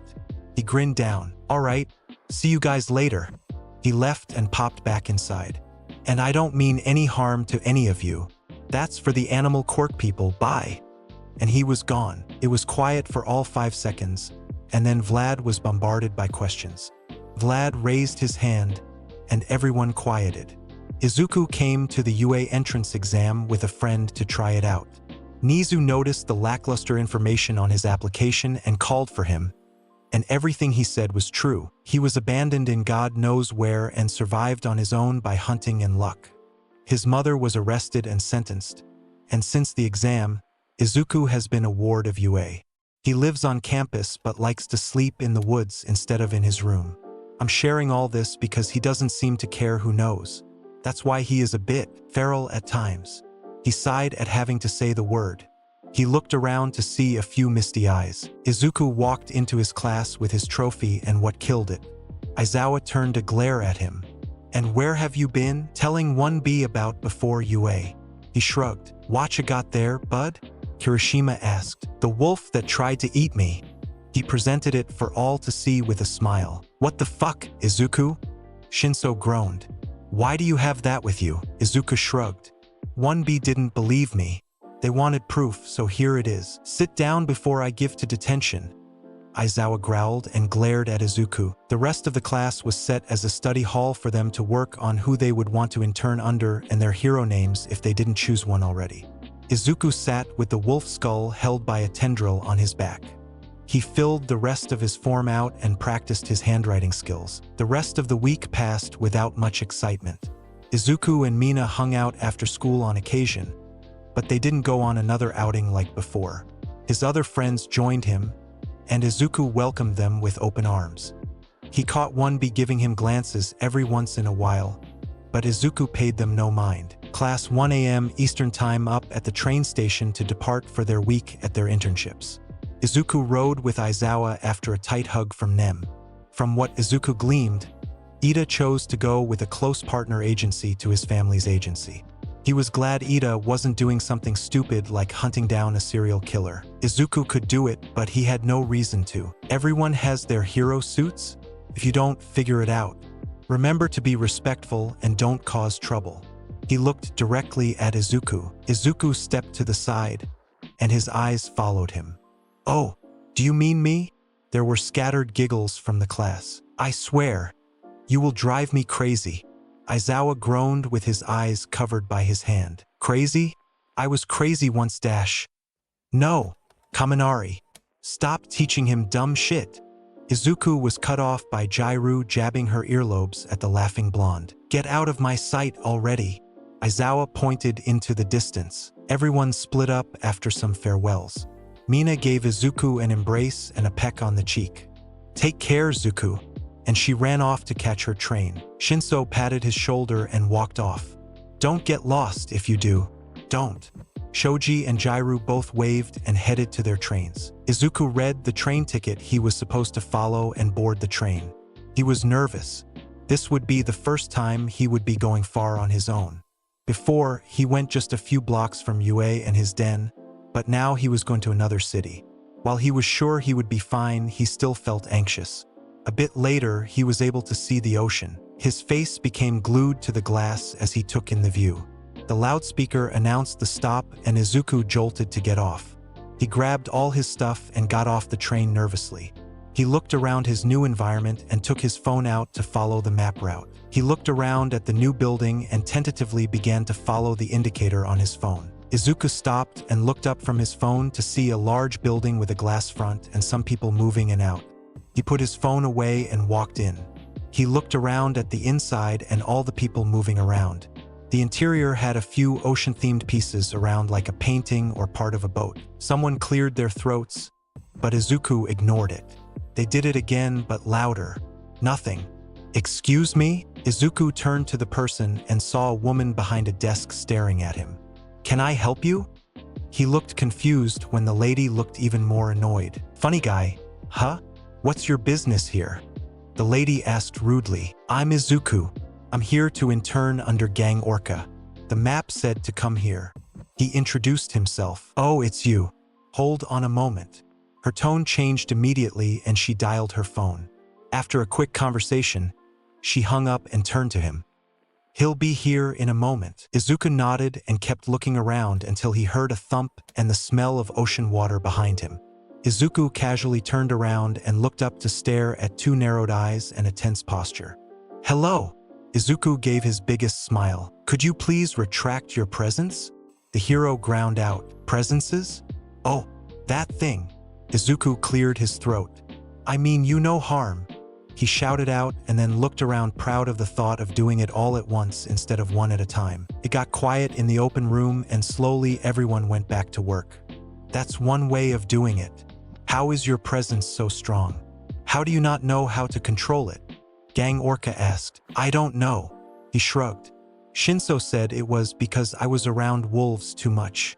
And no one has told me I could control it. I just thought people with animal quirks would always be scared of me. Gang Orca stared at him curiously. Let's get you settled first and then we can talk. Follow me. They walked into the elevator and they rode it up 2 floors to a row of doors and a common room.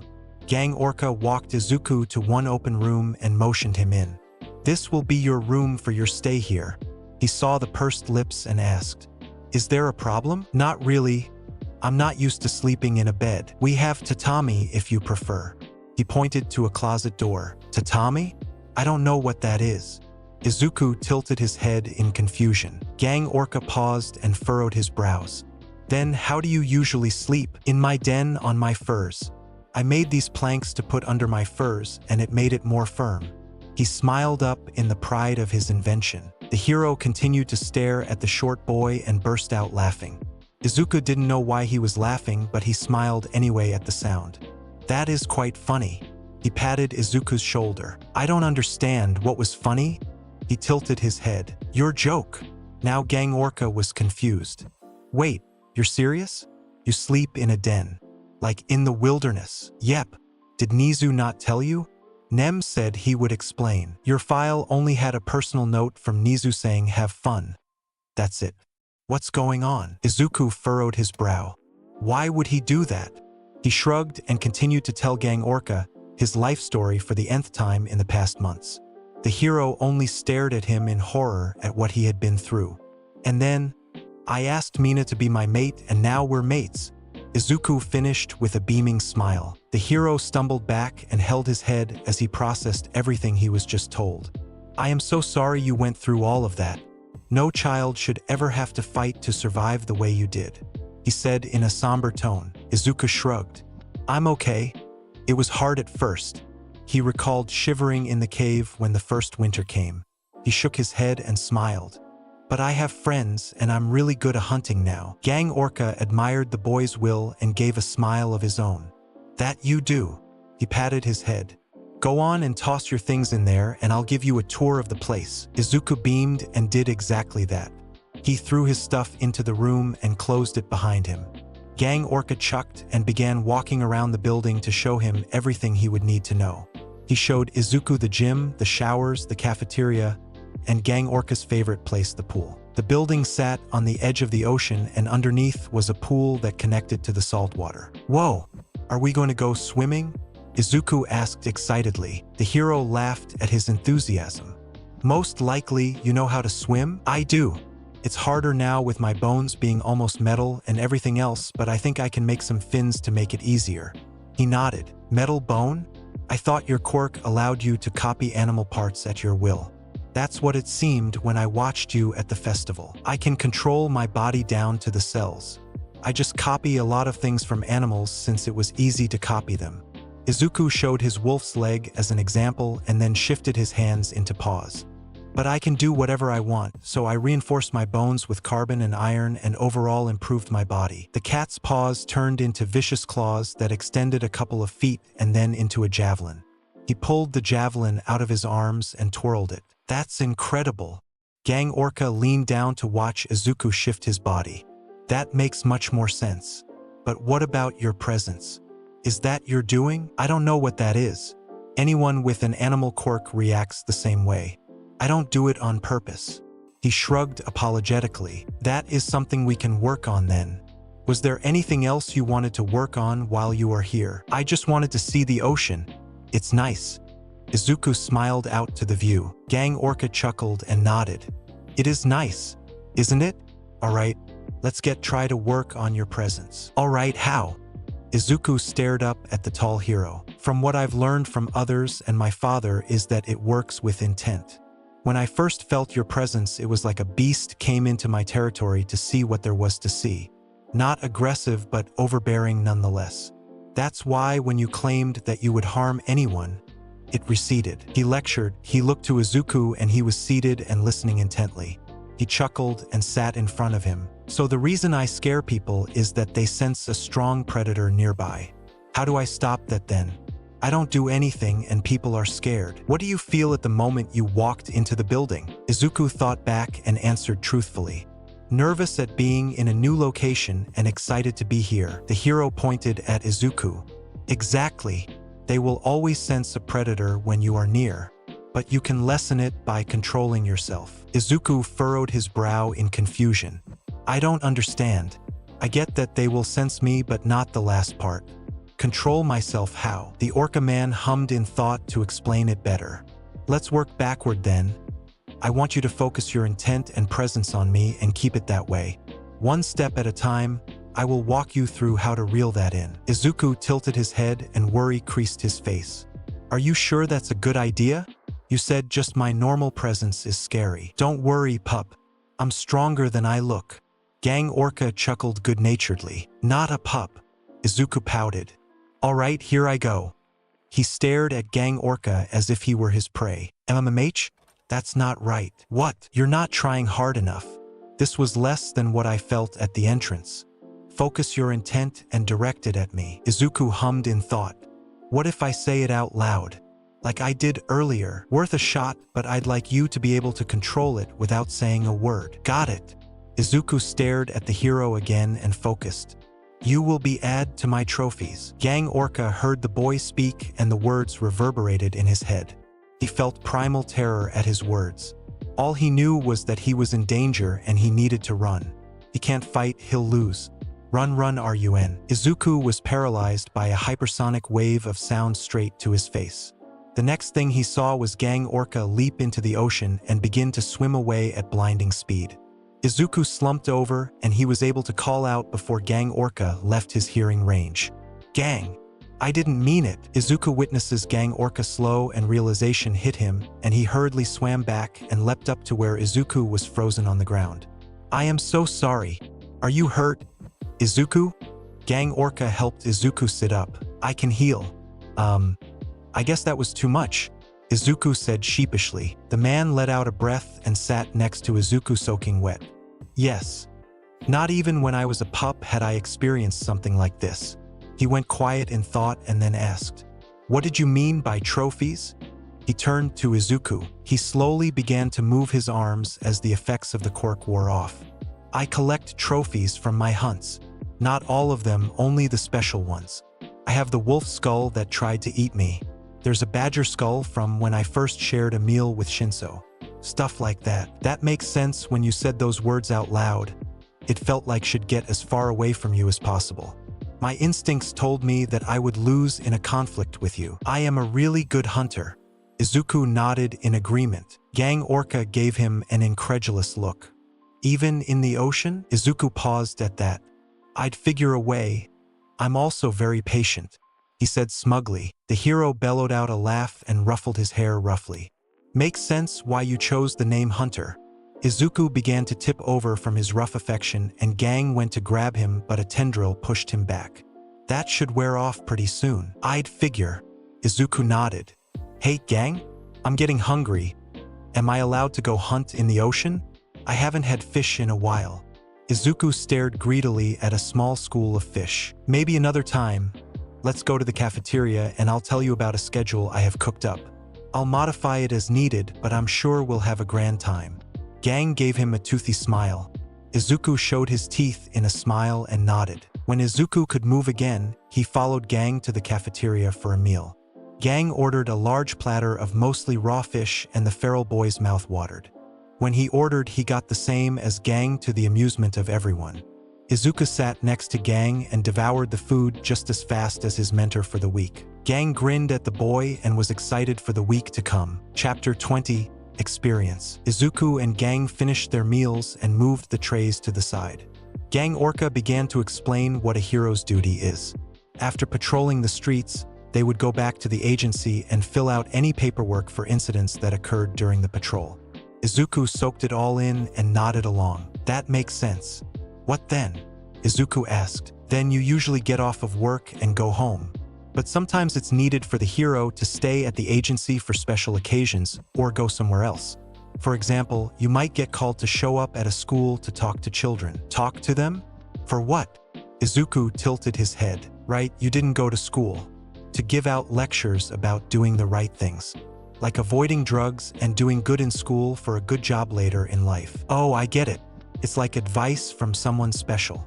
Izuku had a daydream of someone coming to the woods to tell him not to take fox cubs for himself because the cubs get sad and the parents get very angry. "You all right there, Izuku?"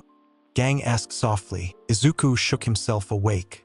"Yep, just thinking of fox cubs." Izuku beamed. Gang chuffed and shook his head. "That sounds adorable," and began to stand. "They are, but they get sad when I take them from their parents," Izuku said sadly towards the end. "Right then. Let's continue your training with your presence. I want you to be able to control it without having to say anything. It would be bad to scare everyone that we are trying to make feel safe." Izuku nodded. "All right," he said excitedly. For the next 3 hours, Izuku practiced his presence on Gang Orca. He quickly began to learn how to keep it reined in. Gang Orca had a few of his sidekicks with animal quirks come in and tested on them. Gang Orca gestured for them to look at Izuku. "What do you sense?" Gang Orca asked. The 4 with different animal quirks turned to a smiling Izuku. "I sense that he is adorable." The woman with gills cooed and pinches his cheeks. Izuku smiled more bashfully. "I already have a mate." A man with bluish skin and scaled skin barked out a laugh. "Don't worry, kid. She's not a homewrecker. She's my mate." He turned to his boss and shrugged as if to say he had nothing. The other 2 also shook their heads. "I sense nothing, like any other non-animal quirk person," one of them said, and the other nodded. Gang Orca clapped his hands once and smiled. "Wonderful. Great job, Izuku." The feral boy beamed at the praise. "Can we go out and patrol now?" Gang Orca looked outside and saw it was late into the night. "Tomorrow morning," he said. Izuku pouted. "But I can see in the dark and don't need sleep every night." Gang Orca chuckled and ruffled his messy hair. "But I do, and I can't see in the dark. In the morning we'll go out. Everyone went their separate ways and Izuku went to his room after a hot shower. While he could manage without cleaning for days, he liked to stay clean. Izuku walked into his room and stared at where he should sleep. He went to the bed to try it out, and it was nice to sit on, but he was used to the firm furs of his den. He remembered that the hero said there was something in the closet, and he went to check. He unfolded the mat, and Izuku tested it. He grudgingly accepted it and lay down to sleep. When the sun began to shine over the horizon, Izuku woke up. He stretched and cracked most of the bones in his body in satisfaction. His muscles underneath his skin rippled and flexed to stretch them as well. With a sigh of relief, he looks around and was unsure what to do now. He sat and then took his phone to see if anyone messaged him. He had a few waiting, a few from Nem asking if he made it all right, and a couple from his friends. He responded to Nem and she immediately messaged him back, happy to hear he didn't get lost. Shinso was complaining about Eraserhead's training. He messaged back a laughing emoji. Mina was asking how his internship was going so far. He sent her a message, and then a moment later she was calling. Zuku! Mina groaned, still half asleep. Mina, you still asleep? Izuku asked cheerily, happy to be talking with his mate. Mina hummed happily to hear his jovial voice. My alarm woke me a few minutes ago, but I didn't want to get up. How is Gang Orca? He's super tall. He's teaching me to control my presence so we can go out to patrol today. Presences? What's that? Izuku hears Mina move around on the other side of the line. It's what made Tsu and Tokoyami scared of me. Gang said it was usually for people with animal quirks, but I have it. He said with a shrug. Oh, that's neat. Can you use it to scare people now without scaring others? I think so. He said it was really strong for someone like me. Even he was scared off by it. That's so cool. Mina gushed. What about you? What is your hero teaching you? They're pretty all right. Just learning how to use my acid in different ways. Maybe I can even use it to climb like you do. That would be great. I can teach you how to jump trees like I do. There was a knock on Izuku's door, and he stared at it without knowing what to do. Yes, he asked tentatively. He could smell it was Gang Orca on the other side, but this was the first time answering a door. He heard Mina giggle on the phone. Gang Orca opened the door in his suit and found Izuku sitting in the middle of the room with his phone.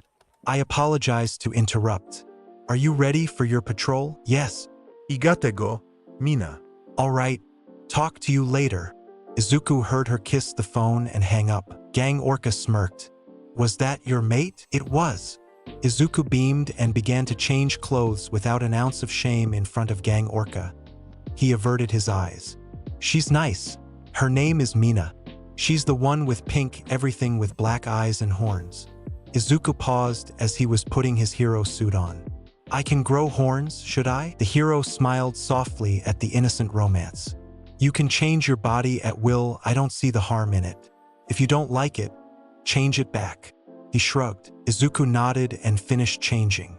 But what kind? He hummed in thought. He looked around the room and found a mirror. He stood in front of it and Gang Orca's form loomed to his side, watching curiously. Izuku recalled the horns he'd seen in books and on people. He didn't want them to be too big like that one girl in 1B but smaller like Mina's. He liked her horns. He didn't think they served any purpose, but he liked them on her. He thought of Ram's horns, but they were too big. Although he did like the ridges on them. He shrugged and made what he liked. At his hairline, flesh tore away, and two horns grew out slowly. They grew forward for a few centimeters and then began to grow to the back of his head at a right angle. Then they lazily curled up at the tips. They had the same ridges that a ram did, and they grew over just parallel to his eyes. They weren't too big, but at least 3 times thicker than Mina's. Izuku shifted his head from side to side to see every angle and nodded in satisfaction. He began to feel at them and giggled at the new addition. I like them. The hero was mildly disturbed by the display and sound of tearing flesh and shifting bone, but he had to admit they did look good on the young man. They won't get in the way? He leaned down to examine them. I doubt it. I made them this way so they didn't affect my movement. He shook his head and got used to the little bit of extra weight. Very well, let's go to the gym. I want to see where you stand against a pro hero. Gang Orca grind. Izuku hopped on his paws and clenched his hands. We get to fight? He asked excitedly. The hero laughed and led him to an open gym with nothing in the space. Gang Orca went to one side and Izuku stayed on his side. All right, no quirks, I want to see your combat abilities to see how would you do in the field. I don't want to throw you against someone that's way over your head and get hurt. Izuku nodded. I guess that makes sense. At the festival Nem said there were rules. Are there rules here? Ah yes, let's do the first to 3 solid hits wins. No quirks, anything else goes. Ready? Izuku grinned in a more feral way that made Gang Orca hesitate. Go! Instead of waiting to see how Gang Orca fought, Izuku dashed forward. His grin never left his face and he was upon the hero in mere moments. Izuku was fast and down low, the opposite of Gang Orca's slower and big build. The feral boy went to slam his fist to the hero's knee to bring him down, but Gang Orca saw it coming and raised his leg and took the hit on his shin. He winced at the punch and kicked out with the same leg. Izuku was already moving past the leg and it missed him by a mile. Izuku jabbed at his core and landed a solid hit on his side. Gang Orca keened in pain and threw his massive hand against where Izuku was.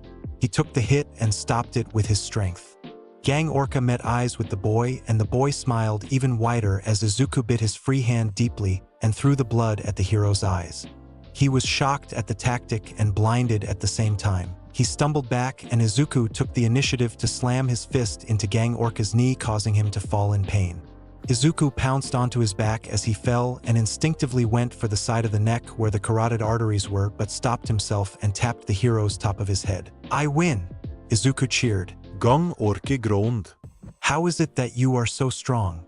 Does your quirk grant you to enhance your strength and speed? Izuku got off of his back and swiped his hand over the blood on Gang Orca's face, and it was picked up like a wet wipe. I changed stuff in my body to be better. Metal bones, compact muscles, added nerves, and more. Gang Orca sat up and watched as the deep bit on Izuku's hand stitched close. That would explain it. You fight dirty, he said, half accused and half impressed. Dirty? My blood isn't dirty. It's as clean as a... I don't know, it's something super clean. Izuku tried to scratch his head but bumped into the horn and he smiled and felt at it. Fighting dirty is a way to say that you don't hold anything back and do your utmost to win.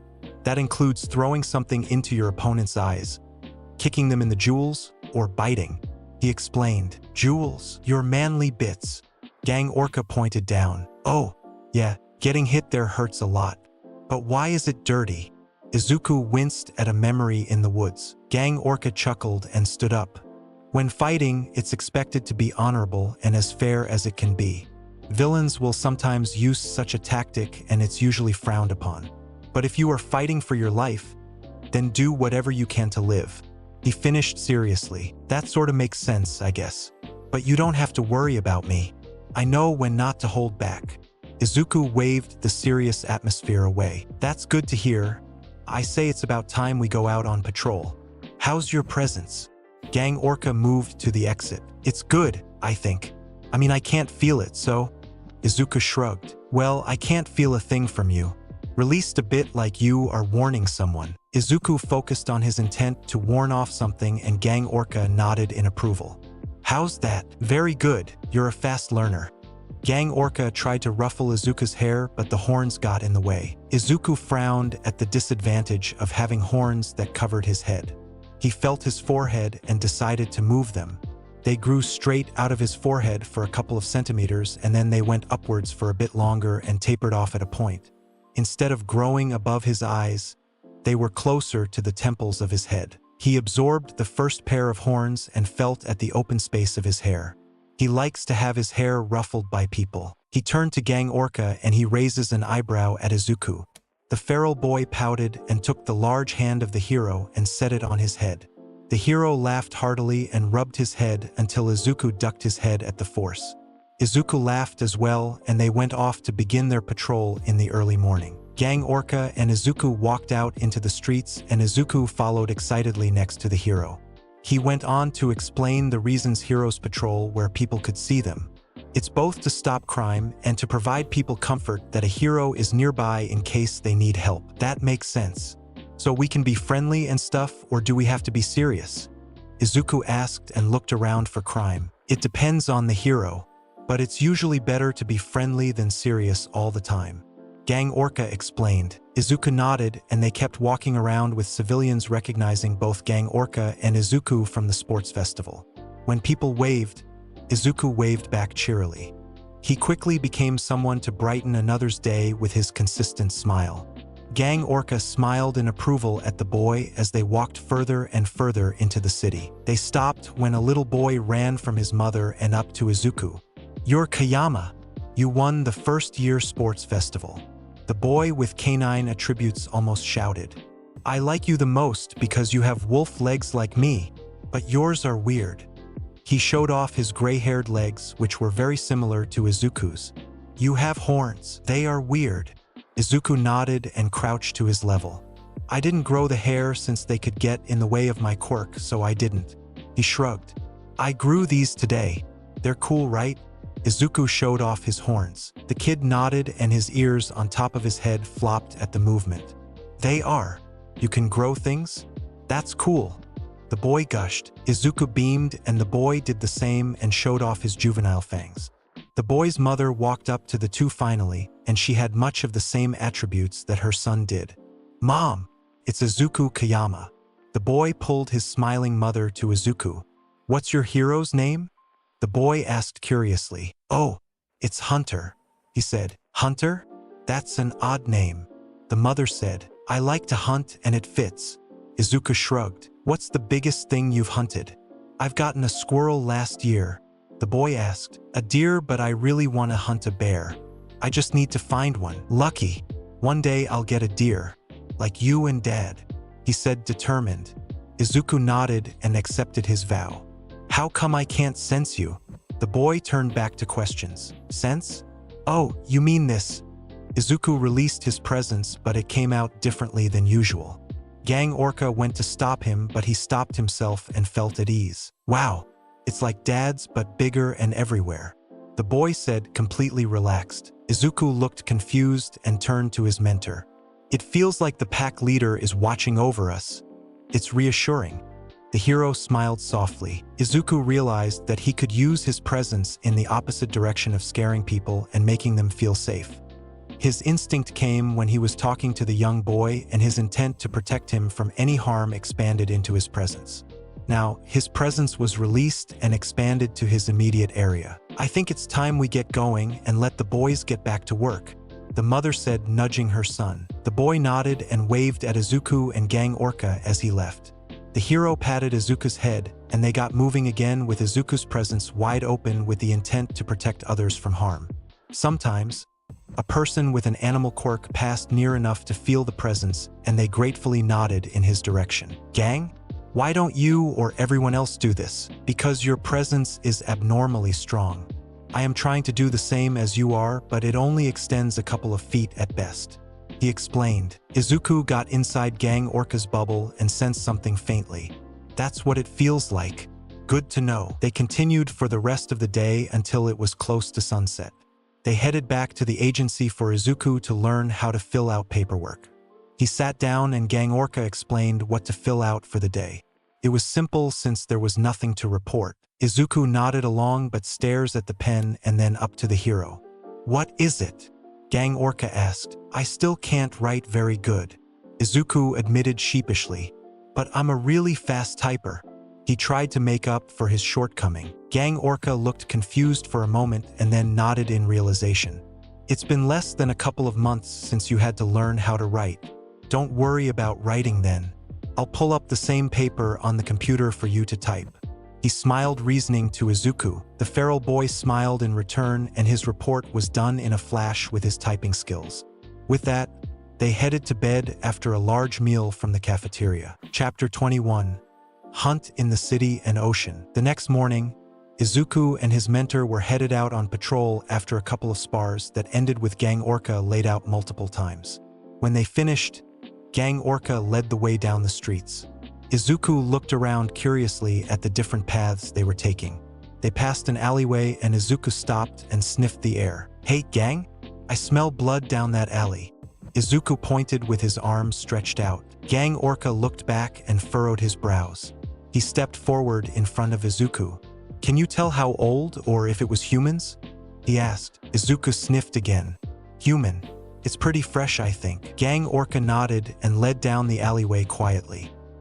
He looked back to make sure his disciple was following, and he was, but no noise came from his passing. Gang Orca shivered at the effectiveness of the boy and turned back. They heard a scuffle and some lowered voices. They sped up and came upon a man in a business suit curled up on his side while two men robbed him. The hero rushed forward and took them by surprise. One heard the noise of the heavy footfalls and turned just in time to see the big hero take down his associate. The second thug didn't give it a second thought and ran away, leaving the first thug. Something grabbed his leg and he tripped. He looked back to see a long bony whip wrapped around his leg and dragging him back to Izuku. The second thug pulled out a knife and jammed it into the whip. It cut into the exposed flesh between the bones, and Izuku let go for a moment as the whip split into four and shot at the quivering man. The four tendrils grabbed each appendage and held him spread eagle on the ground. Good job, Hunter. Are you hurt? Gang Orca went over to the second thug and cuffed him after he did the same to the first. The victim was sitting up and looked relieved. He stabbed me, but I'm all right. Izuku retracted his tendrils from the shivering man. Izuku turned to the civilian and hesitated. Hello, civilian. We are here to help, he said, very unsure where to go on from there. Gang Orca chucked. Relax, just talk like you always do. No need to act any different if you don't like it. Oh, all right. Also, should we get the guy hiding behind that big trash can? Izuku pointed at the dumpster on the other end of the alley they came in. Shit. The third thug that was supposed to be the lookout bolted. Mine, Izuku said in the glee of getting an opportunity to go hunting. He didn't think his full hunter form was necessary, so he just switched to his faster legs and clawed hands. The third thug looked over his shoulder to see the hunter on all fours sprinting at him. His face had a large smile and his hair was blowing back from the speed.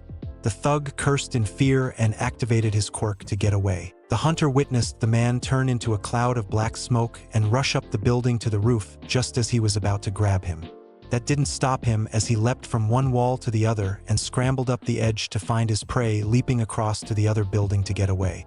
Izuku grinned and sprinted after the prey. He saw the thug jump down another alleyway. He tracked the scent to the thug running into the road and almost get run over. He looked behind himself to see the hunter sprinting on his trail again. He turned into a cloud of smoke and weaved through the rest of the traffic in a flash. He turned back to see if that was enough, but only paled when the beast was jumping over cars without an issue. The third thug stumbled back and tried to run, only to trip over his feet. He heard a thump and the scrapping of claws on concrete directly behind him. He turned around and didn't see anyone but felt the clawed hands grip his arm and neck. He slumped in defeat. I give up. Great. Let's go back to gang. The boy behind him said cheerily.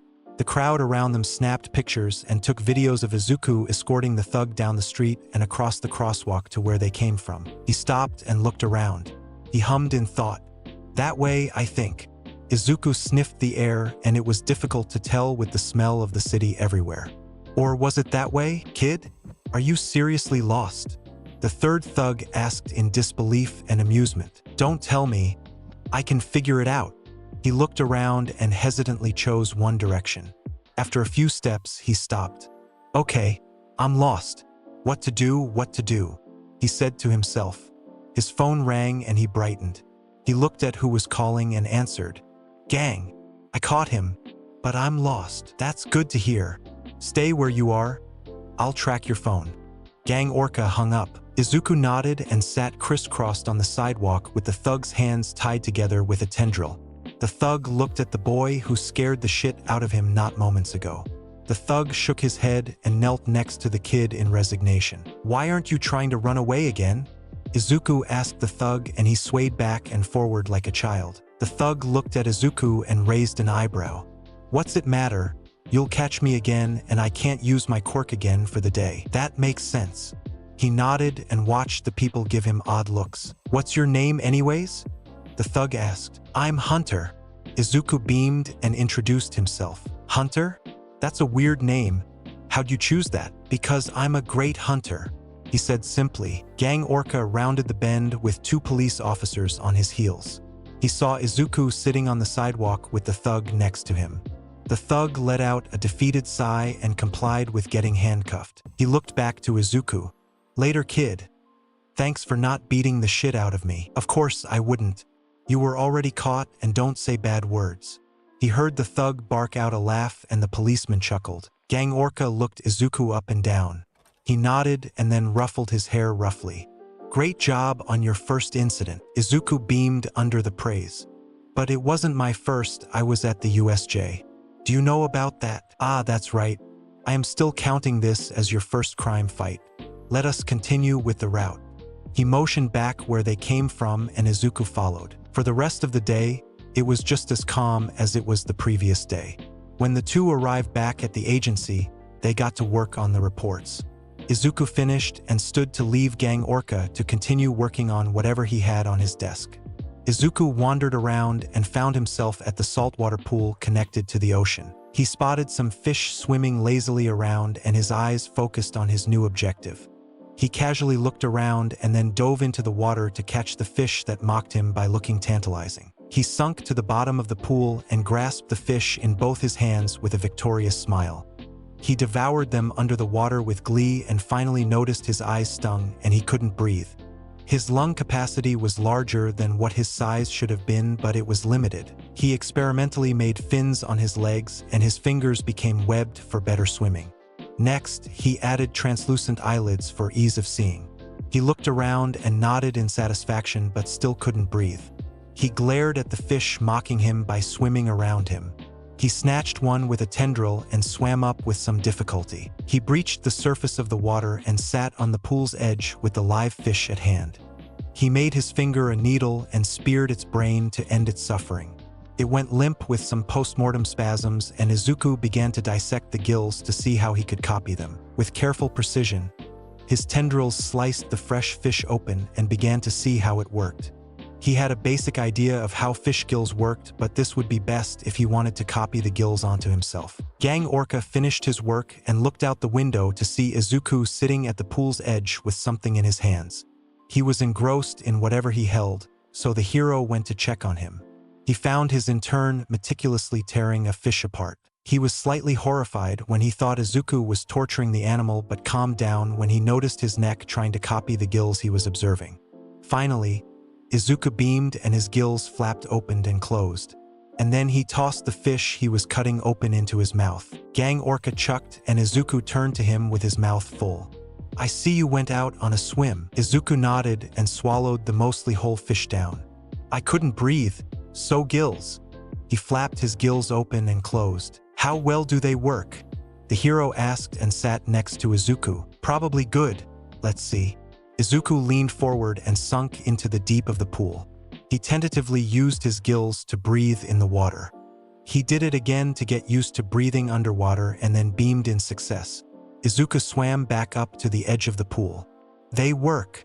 Now to hunt. Do be careful," Gang Orca said to Izuku as he dove back into the water. Izuku's feral smile was plastered on his face as he torpedoed into the ocean to find an appropriate animal to hunt. He saw many fish of different variations and was tempted to hunt a good one, but they didn't have trophies like land animals did. The bones of a fish were usually softer and bland-looking. He kept looking and then found what he wanted. A shark swam around in the distance where Izuku could see it. He beamed in anticipation but held himself in check.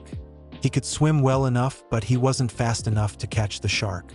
He could grow a tail, but that was the easy way out. He couldn't trap it, so he will just have to bait it. And what better bait than his blood? Izuku's hands grew sharp claws and he slashed his forearm. Blood leaked out of his arm at a rapid rate and then he closed it. The effect was immediate as the shark in the distance pivoted in his direction and darted forward. Izuku smiled and waited for it to reach him. When it got close, he could see it was about twice as long as Izuku was tall. The shark circled him a few times and then darted in for a bite at Izuku in the middle of the cloud of blood. He took the charge head-on and held the mouth open with his clawed hands. He struggled to keep the jaws open but failed against the strength of the shark. The jaws slammed shut on one of his arms and he was dragged along for the ride. He cried in pain when the teeth dug into his bones and the shark whipped its head side to take it off. Through the pain, Izuku used his other hand to tear at the flesh of the shark. Tendrils extended and stabbed into the shark while his paws gouged at its gills and side. Izuku even went as far as to bite the shark back with his teeth. The shark thrashed in pain of its own and went up to breach the surface. For one glorious moment, Izuku was visible in the jaws of a shark twice his size as he tore the shark apart in a battle of predators. Izuku crashed into the water as the shark let go of his arm in favor of trying to run away. He didn't let it get away and clung to its back and tore into the tough hide of the animal. Finally, it went stiff as Izuku speared his hand between its eyes, and then it went limp. Izuku let go and yelled in triumph under the water. He took a hold of the large predator and began to take bites out of his prey. It was a very unique flavor, and he enjoyed it until scavengers began to show and take nibbles at his meal. His presence washed out in aggression, and all the small fish scattered away in fear. He smiled at his successful new skill but focused back on his meal. He sliced its belly open and gutted the fish, only leaving the heart and liver alone. His only thought was to drag it back to the pool and cook it up in the kitchen. It would be hard to do so, but it would be harder to try and deal with the scavengers. He dragged the large mass up to breach the water to see where he was. It was easy to tell where to head, as the pool was an easy indicator of where to go. Gang Orca leaned back in his pool chair and breathed in the ocean breeze. He had changed out of his hero outfit and was relaxing and waiting for his turn to come back from his hunt. He wondered what he would go after. There were a myriad of options under the water. He opened his eyes at the sound of a hand slapping on the edge of the pool. Izuku dragged himself over the rim and then reached down with too many tendrils to drag his hunt onto land. A massive shark with a torn-up side and a head that was cut slightly open flopped onto the ground. Gang Orca was sitting up and staring at what his intern had dragged here from who knows how far. Izuku beamed in pride in his successful hunt and his new trophy. He looked over to the hero and motioned to it. "Want some? I was thinking of cooking it up, but no woods for fire." He motioned around.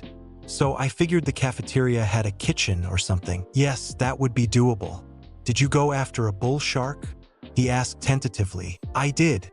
I saw it and baited it with my blood. It was strong. It almost took my arm off." He opened his arm to show the teeth marks on his bones that he would need to heal. He took a tooth that was still stuck in his arm and wiggled it free. "This is a good trophy." His eyes shone and held the tooth the size of his thumb in the air. Gang Orca rubbed the top of his head and shrugged. "It's dead already," and Izuku was offering. "All right, we will need help to get this guy into the kitchen. You don't mind sharing your hunt?" Izuku shook his head. "I already took the first bite and I want to try it cooked." He pointed at a human bite-sized chuck missing. Gang Orca nodded and pulled out his phone and called someone inside for help. Izuku remembered having a phone and pulled it out from his pockets.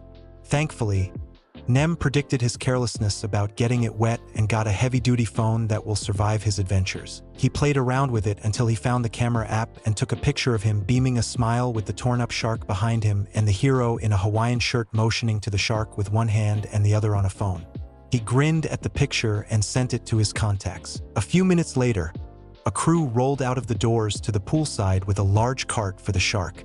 The 6 sidekicks and cooks stopped at seeing the massive animal, and then they looked at the cart that seemed too small in comparison. They crowded around the shark and looked at their boss for an explanation. He raised his hands in surrender and pointed at Izuku, who was munching on one of the fins he had cut off the shark. He noticed their stares and misinterpreted the looks for help. "Oh, let me help you." Izuku got close and looked at where they were supposed to put it. "What if we cut it into parts?" Izuku's arm shifted into a large blade and positioned it to slice it in half. One of the cooks shouted, "Wait, wait, wait." He stopped Izuku and pointed at 2 sections. "Here and here." He pointed at the head and where the tail begins to narrow. Izuku nodded and sliced it perfectly where he was indicated. They were able to position the shark parts on the cart, and they walked inside with many people staring after the group headed to the kitchen. Izuku skipped along next to the hero, who chucked softly at the display. The feral boy looked at his phone to see people messaging him and then calling him.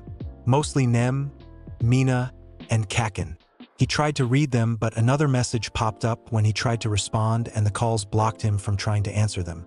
He grew frustrated and managed to shut it off to the laughter of Gang Orca. The meal the cooks prepared for the whole agency was very satisfying for Izuku.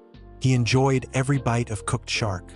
When everyone found out it was the small green-haired boy that grew horns one day was the one who brought in the shark, they mostly were disbelieving or shocked. The ones who took in stride gave their thanks to a smiling Izuku. And that's it for Part 3 Legends. Shout out again to Big Teddy G3498 for this collab. You're a legend, man. To all my viewers, you guys are the heartbeat of this channel. If you're hyped for Part 4, smash that like button, hit subscribe, and drop a comment on what insane power-up you think Deku should get next. Keep the theories coming, stay legendary, and I'll see you in the next one. Peace.